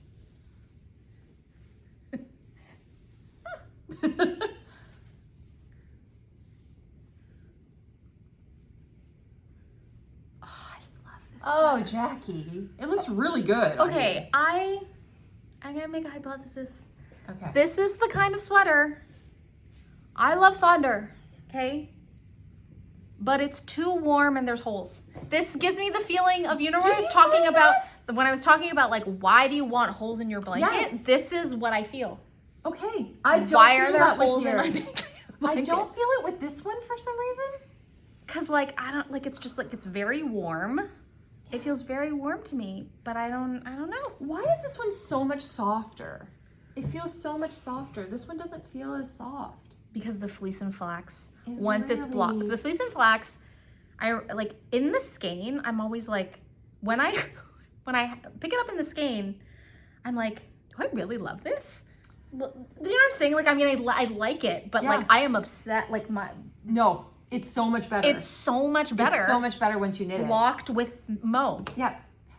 Because this is the fingering, the 4-ply. Yeah, BFL Massum. And on its own feels, I think, softer than the fleece and flax. 1,000,000%. If you went skein to skein, I would pick the 4-ply. I wonder too, though, if it might be the, sometimes colorways are different, right? Yeah, like I think this one just doesn't feel like a normal, this isn't the normal. Did you knit, this also looks like a tighter gauge to me. Yeah. Like this is much more open. Definitely. And I think maybe that's also part of like, I feel like this makes me want to sit up straight. Right. Like it has more, it obviously has drape and shape and structure, but I'm just like, it's very beautiful. It is so beautiful. So I just want to say, it's not the pattern, like, you know, like the pattern is beautiful. This is Rachel Ilsley, like Unwind Knitwear. She's a fantastic designer. It was beautiful to knit this. It was so fun. It comes in a cardigan version too that's in the same pattern. Like I can't say enough about it. It's beautiful. I just like, it's called the tulip, I think it is, not tulip sweater or something. Yeah, I also wonder, Carmen, was this bit knit top down? Yes. If you cropped it, do you think you would wear it more? I don't want it on my body. I don't know why. Yeah, okay, it doesn't have... Right, you're right. It has nothing to do with the aesthetic. No. I think it's gorgeous. It's so gorgeous. I truly think this is an absolutely gorgeous. Beautiful. This was also like, if I was not doing all the test knits, then this would be another one. That you would knit. That I would absolutely knit. I remember it's just really nice. Gorgeous the way, like the everything details, about it. The shoulder, it's the shoulder so line, pretty. The lace in it, the like lace down the center. Like me wearing it objectively, I'm like, I want to wear this. Like, yes, I want to look so like this. But if I close my eyes, yeah, I don't like it. I don't know why. I don't know. Yeah. Or I don't like it at this moment. Yeah. Like, it's not one I think it's so beautiful change. That I wouldn't just give it away because I feel like there's a space for it later. What do you think is the like time span for a knit before you sort of decide this knit is not for me? Sometimes it's immediate. Sometimes you just know it's not your sweater. Like, because this one I feel like it still has you going for it. It's like the color is perfect. The shape, like the look of it is beautiful. I love everything. I love all the tailoring. It is. There's nothing. It fits me. I love the way that it's like. I love the length of the sleeves. Everything. There's nothing I don't like about it, except for that I don't like to wear it. The way that it feels at this exact moment. And like it's soft. It's I don't know. It's weird. I feel a weird temperature in it. Yeah. I don't know why. Yeah. And like I don't know. Like it's kind of like. I also feel like in this moment, this is very open. Like this is very warm, but this is very open. I'm this like, is the somebody thing. give me a. I But I don't feel that here. Because that's just cool. Maybe it's. I think that's just like a generally cool layer. I see what you're saying. See what I'm saying? Like this is like to me, this is like a shawl temperature. Yeah. Yeah. And this is like a sweater, but because it's closer to my body, I guess. I don't know. Yeah, I don't know. Interesting. Oh, good. Everything's okay. Okay, good. I'm a little bit stressed. Okay. Okay. So you tell what my favorite, start with my whichever most you worn want. fits. Okay. Yes. So.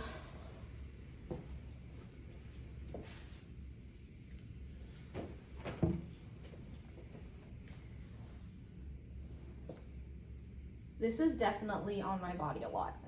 Oh, this is your dreamer, right? This is my dreamer cardi by Tori. Knit in two strands of mohair. It's quite see-through. I wear this a lot. So beautiful.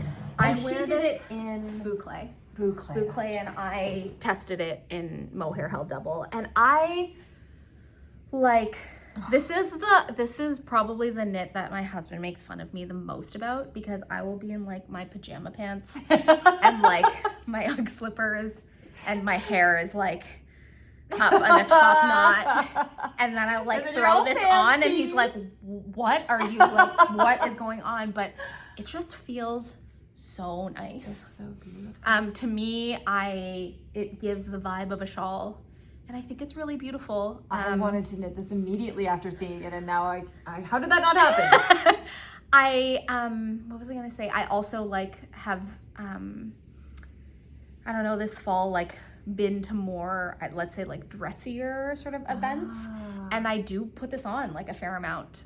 It's the perfect. It is a shawl that is not going to fall off your body. Like it's just and absolutely. It's a perfect length.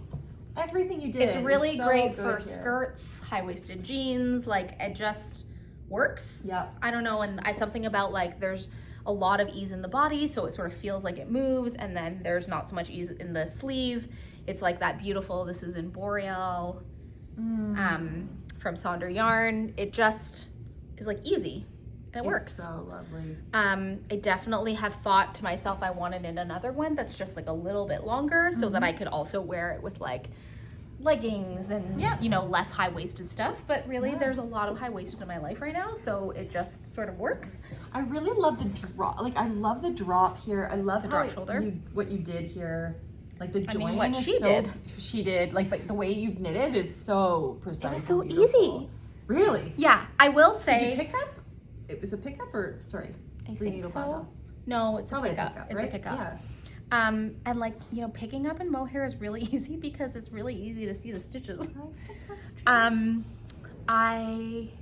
What I will say about this is like, to me, this is more a product knit than a process knit, because mohair does not have very much elasticity. And so like, this is one that I think if it hadn't been a test knit, I probably, like, I don't know that, like I probably would have languished on my needles. It would have taken me like 13 months for it to finish. Really? Because it looks like it would be really fast. It's relatively fast. I don't think it's the fastest. Like I want to say it's like an 18 stitch gauge, like it's 18 by something, as opposed to like, but you know, knitting something that doesn't have any elasticity, like I remember my hands like remembered it's not it. It wasn't the funnest. And when I sort of finished, because I don't remember how you do it. I'm pretty sure you like start the back and then you like pick up and like then you pick up along this line to the front and then you're like knitting back and forth. And so it was like knit, purl. Yeah. And I was like, when that was done, I was like, okay, I'm very happy that that's done. And then you pick up the sleeves and then you like knit down in the round. And I remember thinking, yes, I'm at sleeves. And then I was like, oh, this is double mohair on like a small circumference. And I was like, I'm not so happy about this, but the finished I'm like, to me, there's like no way to get this vibe. Yeah, it must. Other than doing this. Absolutely. And you did a different neckband, didn't you? Or like a button band? No, same. Oh. Same as that was in her pattern. Okay. You know, honestly, it's in on my project page. I think I used a smaller needle to bind off. Because when I used the same needle, it wasn't rolling properly. Yes, it's supposed to roll. It's supposed to roll, and mine sort of doesn't, does in a way that works for me. I really do actually like this detailing, and again, it's another one that like out in the wild, people are like, oh gosh, that's so nice, and people like they're just like, what is that? Because it feels the Sonder halo. I know it's so good. It's not a prickly like I have some problems with some. Zero. Mohairs. Zero. It just feels like a cloud. Yeah. So this is one of the surprise, like this is my exception to the cardigan rule. Right. Which is, it's not really a cardigan because it does, like it is, but it's not really because it's a shawl with arms. It doesn't have buttons. You're not going to button it. Like it really is just shawl with arms, like, which is a very different, and it's so light that it's not going to have that big like cardigan feel to it. Okay, what are my most worn? Rummaging around. Most of them there's so many of my sweaters in that I actually file. have stolen a lot of those files. Oh, this one, Jackie. Meghan, not every test knitter gives patterns for free, which is totally understandable, but Meghan is one, and this was the one I said, yes, please, can I have that one? Tea Time Pullover by Meghan Babin. Wow. Again, there's like the fit of it, the like vertical line. Oh. I loved knitting this. I also it's another one that I think like style-wise makes me happy. Oh yes, and then what you chose to knit it in. And then yarn, like it's about the feel. Yak and the Buff from Tribe Yarns. It's like kind of velvety, but you can't get too hot in it because there's something about the yak that just like I've never been too hot in it. I wore it like all summer and then like all fall. This is another one that I'm like in my sweatpants and he's like, wow, what are you wearing on top? Like I don't understand. So beautiful. But it just feels so nice. Crazy. Feels so nice. Beautiful. Oops. The cables. The cable was stunning. Beautiful. It was so fun to knit. And I started like, of course, like the Yak and the Buff is 100% yak that like unspun yarn. I was like, I'm gonna buy like a plate in every single colorway. And I have started 2 projects knitting in it, like just a basic stockinette. And like somehow I'm like, it is somehow less satisfying than when I knit it in this, which is so bizarre. So I'm really thinking about like frogging my stockinette projects and like going back to some other like lace piece because I love it so much. Her next design. I know. I was like, I did not message Meg this, but I did. I was like, I wanted to be like, what's in the pipeline? Give me something because I like am jonesing. She should just like message you. You know, like I love when that's actually a lot of times why I'll also knit like a test because I'm not on Instagram as often lately anyway. So I'm not, and I don't know what's going on with the algorithm, but like I'm not getting as many of my like favorite designers like popping up. Like I have to look for them. But anyway, sometimes they'll just email, right? Like they put it, if you get on their email list, and then at that point, you know, you're like, oh my God, yes, please. Yeah. So this is another like, and I think what surprised me as I was looking through things, I was like, ordinarily I would say like simple is what I would wear. But this definitely doesn't fit into that category, you know? But it's so complex, but it has a shape that is simple. Like it's not a very classic shape. It's not overbearing. It's just beautiful. Yeah. I keep saying the same word over and over again because that's actually what it feels like to be around this. So those are my like lighter wear things. And then, I mean, I guess this is a lot, but it's true. Oh, that's what this should have been. That's what this was gonna be. Yard, I'm still gonna do it. The Camber Sand sweater by Cheryl Mokhtari. The fit, the fabric, mostly the fabric and the fit. It's just so easy. It's my favorite sort of like mock neck. I think I'm wearing this backwards. Oh well. I just, the like little bit of the cable, it was really fun to knit. I just throw it on because it goes with everything. Yep.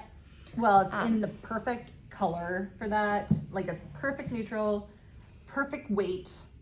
It's not too much, it's not too little. It's Yeah, and I can't remember. I think I like cast this off at the beginning of the year, like early in the year, and then I was wearing it a ton.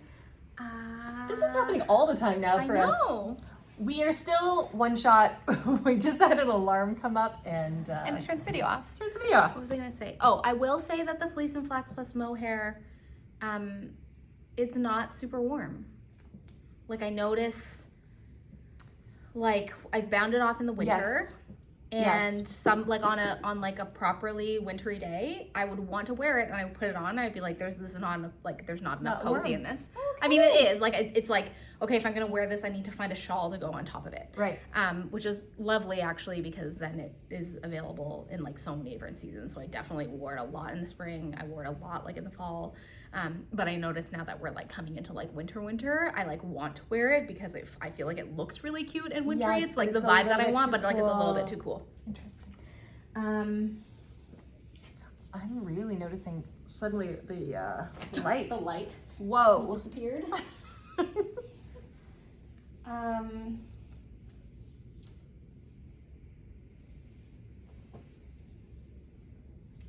What's this one? I love this. I mean, I've seen all of these, and I still am like. This is definitely a favorite. Yes, that's right. This is fluffs. This is the Puro pullover, and which is a raglan with like a different raglan shaping in the back than the front. Yes. I think maybe this one is about color. The color. That I just like so love the gorgeous. color. It was one of the colors that I referenced when I was thinking about this test knit. I was like, I just wanted like a deep green is really doing it for me. Yeah. But also the fit of this for me just feels like the mock neck is just enough. I have just enough space in the body. The arms are the right length. It's long enough that I'm not like futzing with it. It's beautiful. I really need to knit this one. One of my classics, like big gauge, really fun. This is for me, this is a staple. Love it. And then Truly. So many knits, hey? So many knits. Truly. Yes. I love this one too. Pretty. Basic sweater. I know. Is the bare naked wool? This is Todd DK that's from right. Lamb and Kid, which I don't know where to source this yarn anymore. I wonder whether now you have to get it from the Plucky Knitter because it was a Diamond Lane custom milled cashmere and yak blend. Right. That is so yummy. It's so yummy. I wear it so much. I don't know how you can be made of yak and cashmere and not pill, but I don't see anything. I feel like it still looks It does. And that's new. How many months now? I cast it off after Rhinebeck last year, and this Last year? Yeah.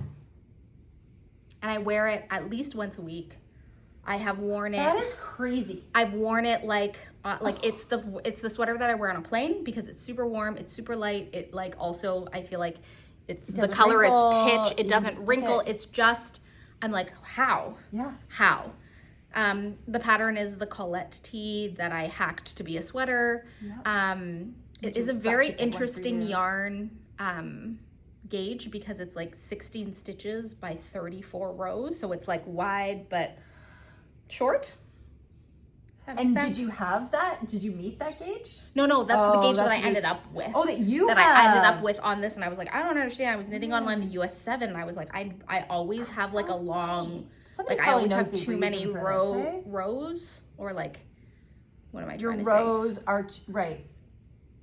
They're too small. They're too. Your rows are too too. You have usually more rows than you I should? have, like usually if the thing will end up too long if I follow a pattern. So you have too few they're rows. too big. My row gauge is usually too large.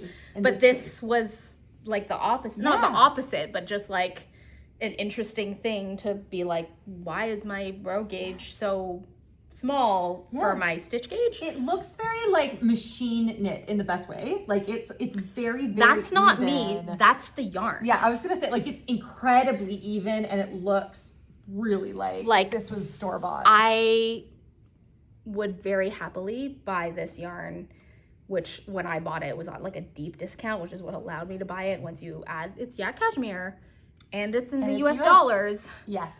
But wow. I would do it again. Yes. I would do it again in this like charcoal. So this is also like super well worn. Those would be my most. Oh, there's one more.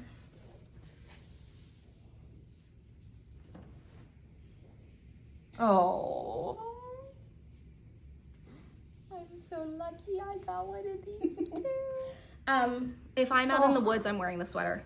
Yeah. If I'm remotely gonna walk the dog, like it just, I love it. Perfect. It's such a beautiful sweater. I feel like it's beautiful, but also again, like it's about the feel. It's 200 grams, but it is the perfect hiking temperature. I never get too hot in this. I'm never too cold in it. It just is like perfect. Yeah.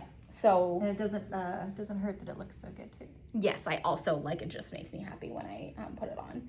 I haven't included a lot of like warm weather stuff. Thank you. Have we been saying it? I don't know. This is the Seam sweater, Marie Wallen. I used some of the charts from her book Erin. I used some of the charts from her book.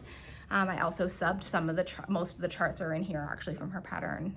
The yellow cardigan, all in knitted in. We'll link all of with each of these things. If you open the show notes, there'll be a link that you can click to the episode where we talk about it extensively. Jeez, I'm glad you do this. It's not that hard because we have that folder. Time. You could do it also.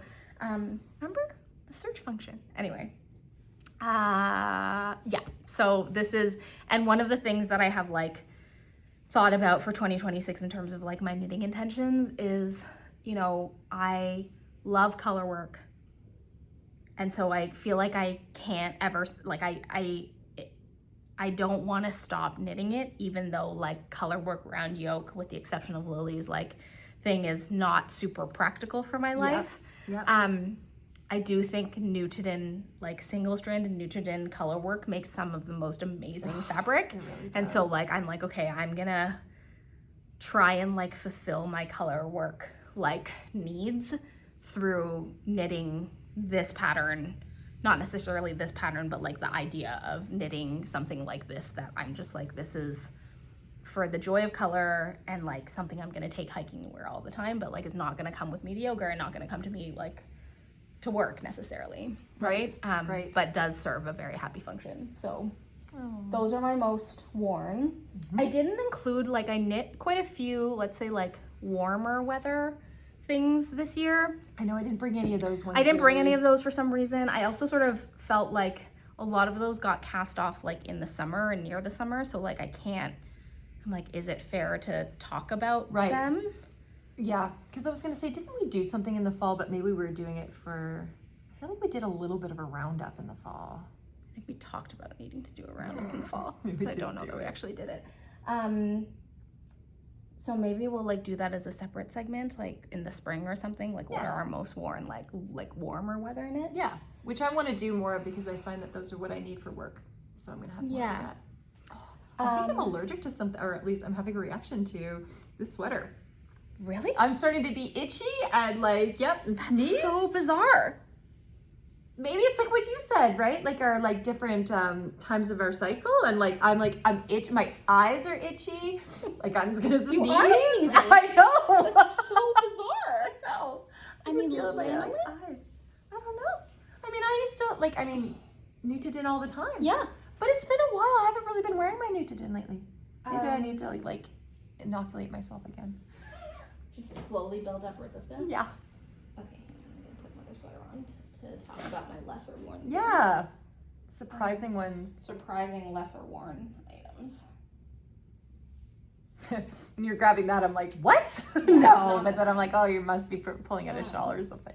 Oh, duh. Why did I put another sweater on? I need to show the thing that I'm not wearing. Okay, this one I feel like will surprise nobody.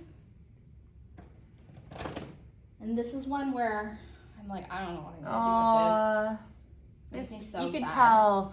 You could tell that it was just like couldn't find a way to not make it work correct out. or something somehow. Yeah. Again, it's not about it. It's beautiful. The obsidian sweater. Gorgeous. We had a lot of conversation about arms. I just don't feel good when I put it on. Like whether it's just in my head or not, it looks beautiful. I also am like, I don't think that there's a spot for it. Like, when do I want to wear this? It's too warm and like fancy for outdoor activities. But like, I feel like if I'm going somewhere where I want to, and this is the thing also about color work is like, what is the setting in which I go? I want a color work sweater that's full. So I don't really know what I want to do with this. Like, the yarn is so amazing. Like, part of me is like, okay, do I go back and do I re-knit the sleeves and sort of see what's going to happen? Can you remind me, what was it? What was the base? The base is like this, it was like a heritage blend of Black Welsh Mountain and Shetland from woolen twine. That is so yummy. So definitely rustic, but yummy in a yummy rustic. And then this was like mohair held double. And I love the fade. I don't know. I'm like, do I go back? Right. I've knit the sleeves at this point like 3 times. I've tried it like long. I've tried like, those of you who have been watched the pod, there was like a saga.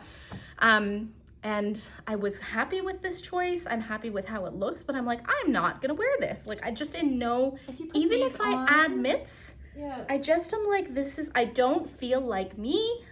I don't feel happily cozy. Okay. I think there's not enough ease in it. Somehow, but I don't know what to do. I'm like, do I gift this? Does somebody want this? Ding, ding, ding. Sure. Do I try and reclaim it? Do I go back and just do a long sleeve? Like, I don't know. No, it's you're like not double mohair, but the yarn is so good. I have enough that I was like, I can make a pair of mitts. And so like, then I won't feel like the yarn, this like delicious yarn that I don't get to have the yarn experience, but I don't know. I'm always like messing with it. Are you okay? I now have an eyelash in my eye. Falling apart. So this is like, I think it's not working. It's like, you know what? Okay, you may think, I was gonna say maybe you should do what I'm doing with the tulip, where you're like, maybe eventually I will, but actually I think I like my tulip more than you like this one. Like, I just don't think it's working. Didn't work from the beginning. That's it. I don't know why. So you give it to somebody who's gonna love it. I would say maybe somebody who's like smaller, even like a teen, or tween or something like this, so that it would be like oversized. And then because then it would come down a little lower for them. And just be kind of like. It's objectively so beautiful. It's so beautiful. This is not why. It's not the patterns. It's just, it's the surprise of things we think we're really gonna like, and then we just don't wear. Yeah. This is one, another hey? one. I love the way it feels. It's so beautiful. Love the way it feels. This was an Alicia Plummer, the Korean cardigan. That's right. Made out of like boondoggle, beautiful yarn. I love how it feels. I love the garter. Looks great. It just doesn't fit how I dress. Yeah. And this is the other Which is thing so about funny, 'cause cardigans. it's not that different from the Dreamer. The Dreamer. But it's just not right. I think it's just like a one step too casual. Yep. And the thing about cardigans is you have to think about what yarn, like what you're wearing underneath. Yeah. And as much as I do love this color and I do wear things like this in pullovers, I like could never figure out what to wear underneath it except a black tank, which is fine, but I don't know. So this is one where I'm like super sad about the prospect of, because I loved knitting it. It was such a fun test. I really like how it turned out. Objectively, it's really beautiful. I just don't grab it. I don't wear it. And so I think I want to reclaim this also, but I've never reclaimed yarn before. Have I? I don't know. And so I feel like there's probably some stuff that I need to never do. Did anything with it. Yeah, remember we reclaimed the sweater. I don't know, like I feel like there's probably like a process. Of course, I'm gonna need to like basically reskein it and like re-block it so that it doesn't, I'm not knitting with ramen noodles. I don't know that you have to, but you could. I think it would be important. Oh my God. Having a total allergic reaction. Yes. Are you allergic to me? No. I just spent 4 hours with you, Jackie. It's like a dose thing. No, I literally, something changed. I assumed it was the Nutridin. I could feel my asthma. Oh my God. I could feel my lungs being like. Or like there was a lot of dust and I just like unearthed it. Maybe. I am very allergic to dust. But yeah, so I think I'm gonna reclaim this. If anybody has any tips in terms of like, how do you actually do that? Because in my mind, I have to rip it out, then I have to put it on a nitty knotty, and then tie the ties, and then soak it, and then reskein it. Wow, that sounds like a lot of work. I don't think so. I think you're just gonna like put it in. You're just gonna soak it as the skein. Yeah, Whack it a couple of times. But I'm excited. I'm excited by the prospect of getting to work with this yarn again, because that's the thing that like makes me happy. Beautiful. It's such delicious yarn. Was it? Or was this like? I can't remember. I remember somewhere between a sport and a DK, because you had also bought that. With that year, we had gotten. Is that what I got? I did your Crossroads sweater in, but we had different yardage. Like the different colors had different yardage. It was I just different. Can't remember. And that one, mine was different. Yours was like lighter. Yeah, lighter. So, that's so pretty. I was thinking I'm gonna check the yardage on this. I'm pretty sure I have 2 skeins left. I would like to do Alicia Plummer's Finest Kind sweater, because I think it would be so beautiful, and I think this yarn would do well with it. And you have enough. And I don't know. We'll see. My other thought was I also really like this in garter, so I was like, what can I knit in garter? That just isn't a cardigan. So. Those are my plans. Which would be a little bit more annoying, but that's fine. Purling, you just have to purl more. Or seam. Anyway, or seam. Who knows? That's true. Yeah. I think seaming garter is not the easiest, but it could be the right selvage, I guess. Yeah, if you do the right selvage. But yeah, you were saying like the tank top to wear underneath. I like that one with it, but I mean you're not keeping it. But yeah, I don't know. There's something about it. Maybe again, like. Sleeves are a little bit too short, maybe a little more cropped. I don't know. Objectively, I love it, and I love the yarn, and I love how it feels. But the thing that confuses me is like, there's the aesthetics of it, but also like, I don't know why I don't grab it when I'm at home. And I think that there's an ease thing. Like I think similar to you, feeling like I want and need more space in my knits. Right now. Yeah, right now. Like maybe that'll change. Yeah. But yeah, like right now I'm just so much happier. I just like having a lot of like space to move. Yeah. Oh, where's my phone? Okay, like bonus round, this might not actually, we might not have to like show knits for this, but I loved these questions and I thought I would offer them for you all to, for you to drop some comments down below if you have certain patterns or things that you knit that have like met this, and then I'm also sort of asking you / I will also answer the question to some of these. Okay. Yes. Where is it? Okay. What's the knit that you reach for to self-soothe? Oh. Like when you need to like just have some comfort. My Franky you have to pick one. I know. Okay, you can pick 2. My Franky or my number 28. I think the Franky edges it out. Yeah. Slightly. Only slightly. That is maybe just the perfect sweater for me. Like, I'm just so happy I put it on. I'm like so happy. Yeah. How about you?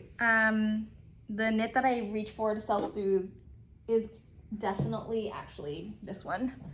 The like neuted in Guernsey Genzer. Really? I think there's something about it that's like, there's like the soft pink. And so like if I just like need something soft, it's in, I knit it so in lovely. One of the softest colorways to ever come out of like neuted in, which was fleeceline. And then it's got a little bit of mohair in it. And there's just something about the way that it feels that I really like. Yeah. And I think the Franky sweater, if I had it then any long, like I think this will, if you ask me in 12 months, it'll probably be this one because this is just so big and slouchy and soft. Yeah. I think if I had a Franky in that wool, it'd be even more, like in that combo. I'd like yarn combo is unbelievable. Okay. The knit you wear to feel powerful.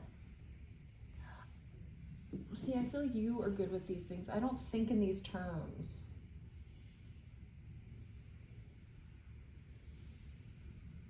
Knit I wear to feel powerful. I don't know that I have things that make me feel. I don't think I've actually had experiences recently, or possibly ever, where I've felt. Okay, like what if I like adjusted that to be like, what's the knit that makes you feel like I'm like a badass knitter? Oh, a badass knitter? Yeah. Okay, I also don't have anything for that because I don't think knitting's hard. So anytime somebody's like, you know, like, whoa, I'm like, you can do this. It's so simple. A knit that I didn't bring it, but I should have, that I feel great in every single time I put it on is my, totally tubular turtleneck by Park Williams. Yeah. Done in Wonderfluff. It's like a big collar, like turtleneck, and then sleeveless.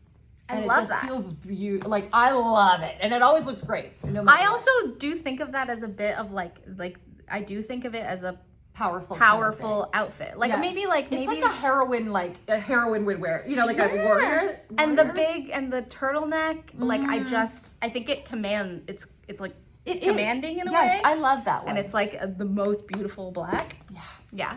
I want to make another one of those, but I don't really need another. I don't really know, actually. I actually, it's interesting. I'm like, I don't think I find many moments in my life where I sort of feel like I want to feel powerful. Like if you had asked me in my 20s, I would be like, I can tell you exactly, like when there you was were a in dress school and stuff, and there was a pair of heels, like there was like something, but I just don't think it's something that I like reach for. That I find need for. Like if it's about your like badass knitting and like showstopper, I would say Marie Wallen. I think the Marie Wallen Seton is something that makes me feel proud as a knitter. Yeah. Like it's a real accomplishment, I think, because it's not just the knitting, it's the putting together of colors and deciding on the patterns and changing the pattern. Like on the motifs you changed. Yeah. You change the pattern actually. Like that's what I would say would be a very powerful knit for you. Yeah. And I think maybe like it's like, okay, what's a knit that makes you feel confident in? Maybe is a better way to ask the question. Is there a different knit for that? Like if you were like, I want to go and I just want to look great. I think it's this one. That is really pretty. Like I feel really like done in it. I feel like it fits well. Perfectly. It's like a color that like I mean, I've had many different like forays in color, but I think I usually feel most like myself in like a soft color, but this is like I feel like myself, but it's not in that like it's a deeper, more saturated, like just something, you know. For sure. So maybe there's a sense of like presence or confidence in it. I think so. You know? It's funny because I feel like it's a very grounded color and in a powerful grounded way. Like maybe because of the tree kind of feel to it, but just like a very like powerful oak or something. Yeah, I feel that would be the wrong color. It's like there's an earthiness to it that it feels more accessible to just like me and my nature, but a more like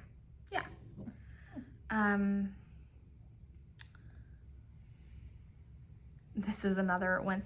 The knit that you turn the AC on to be able to keep wearing. My Frankie and my number 28. I can't tell you how much I love them.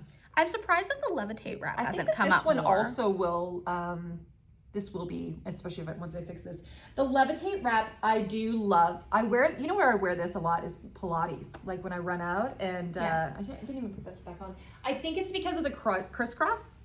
It's not quite as easy as there's like a little bit of fiddling with it. There's a little bit of fiddling that's just like that little bit too much. Not too much, but the other ones don't have. But oh God, see, I love this freaking thing. I love it. Oh, I wear this all the time, I gotta say.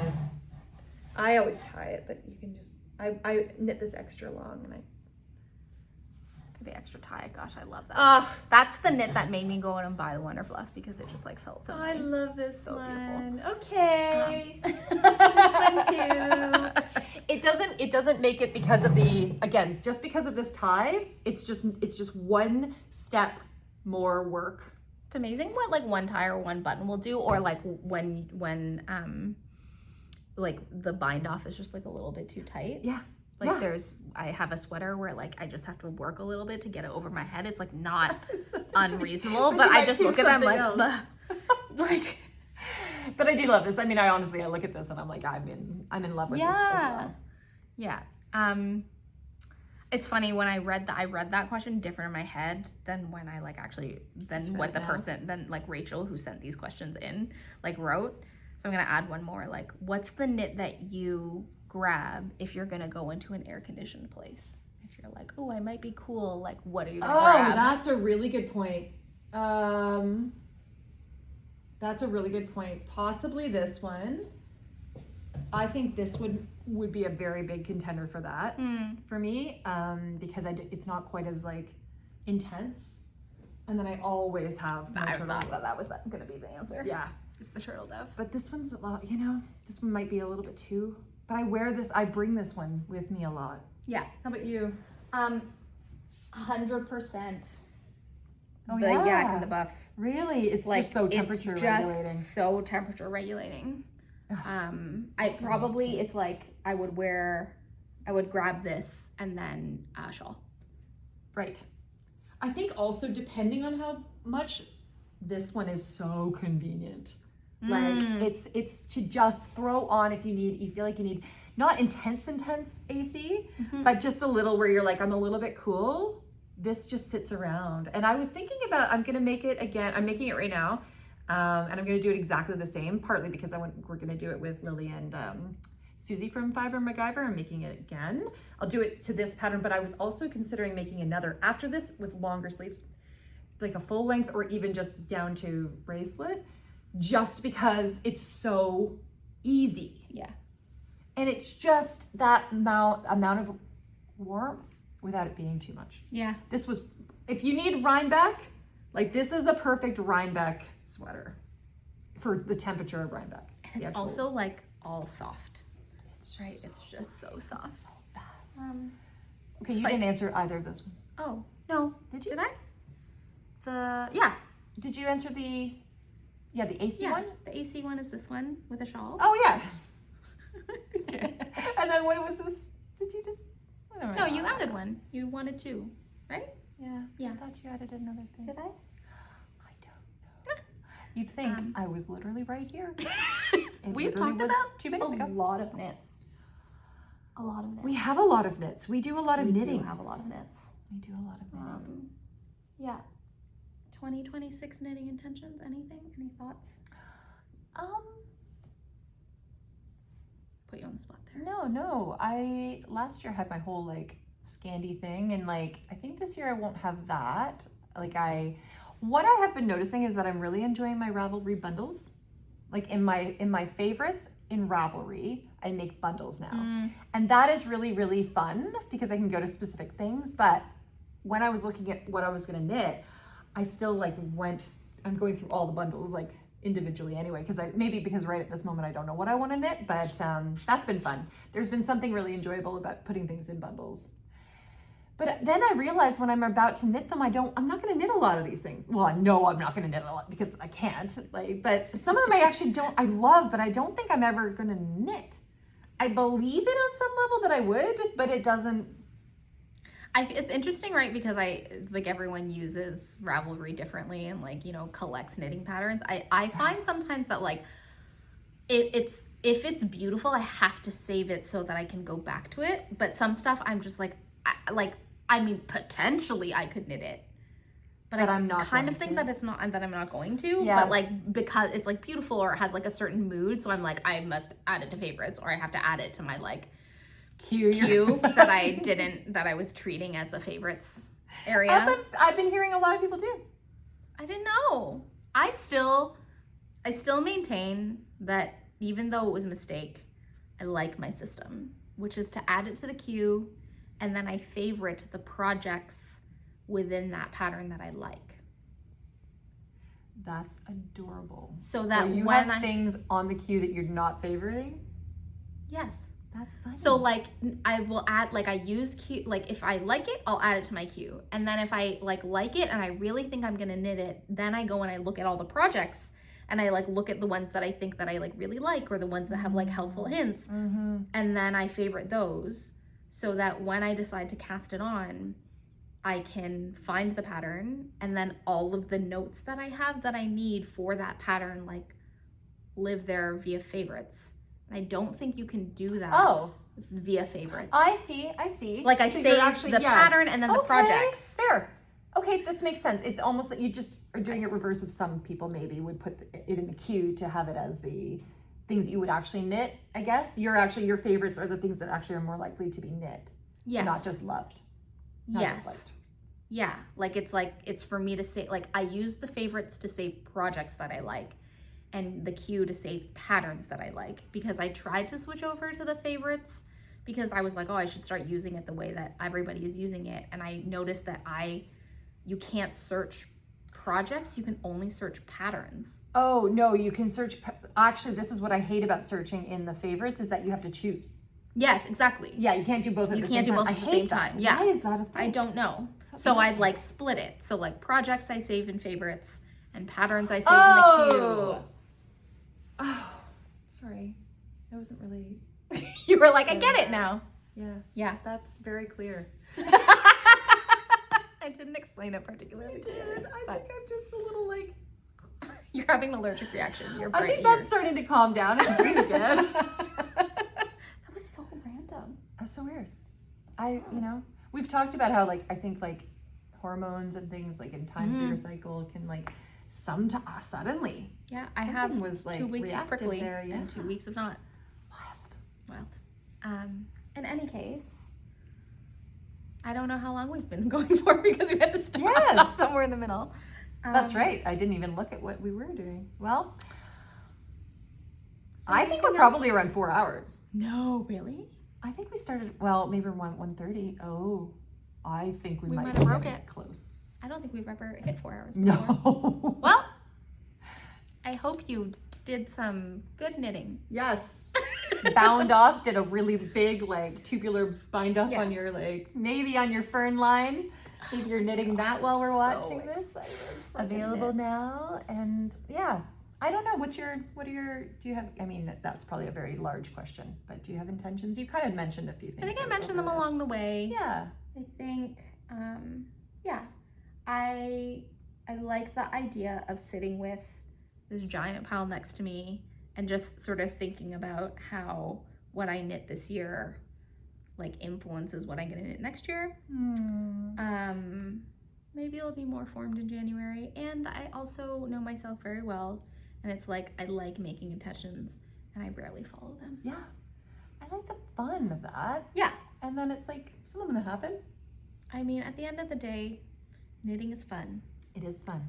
Knitting is about fun. So I will continue to follow. Killing your hands trying to get the thing done because you've overloaded your the thing is, I mean, do not recommend that you do that.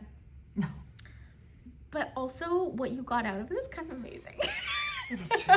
I mean, that was helpful, you know, like, because you're like, okay, but at the end of this, like, I've got these amazing sweaters. All these amazing sweaters. I was just like, your like winter, like, your winter, like, closet is just like amazing. It's true.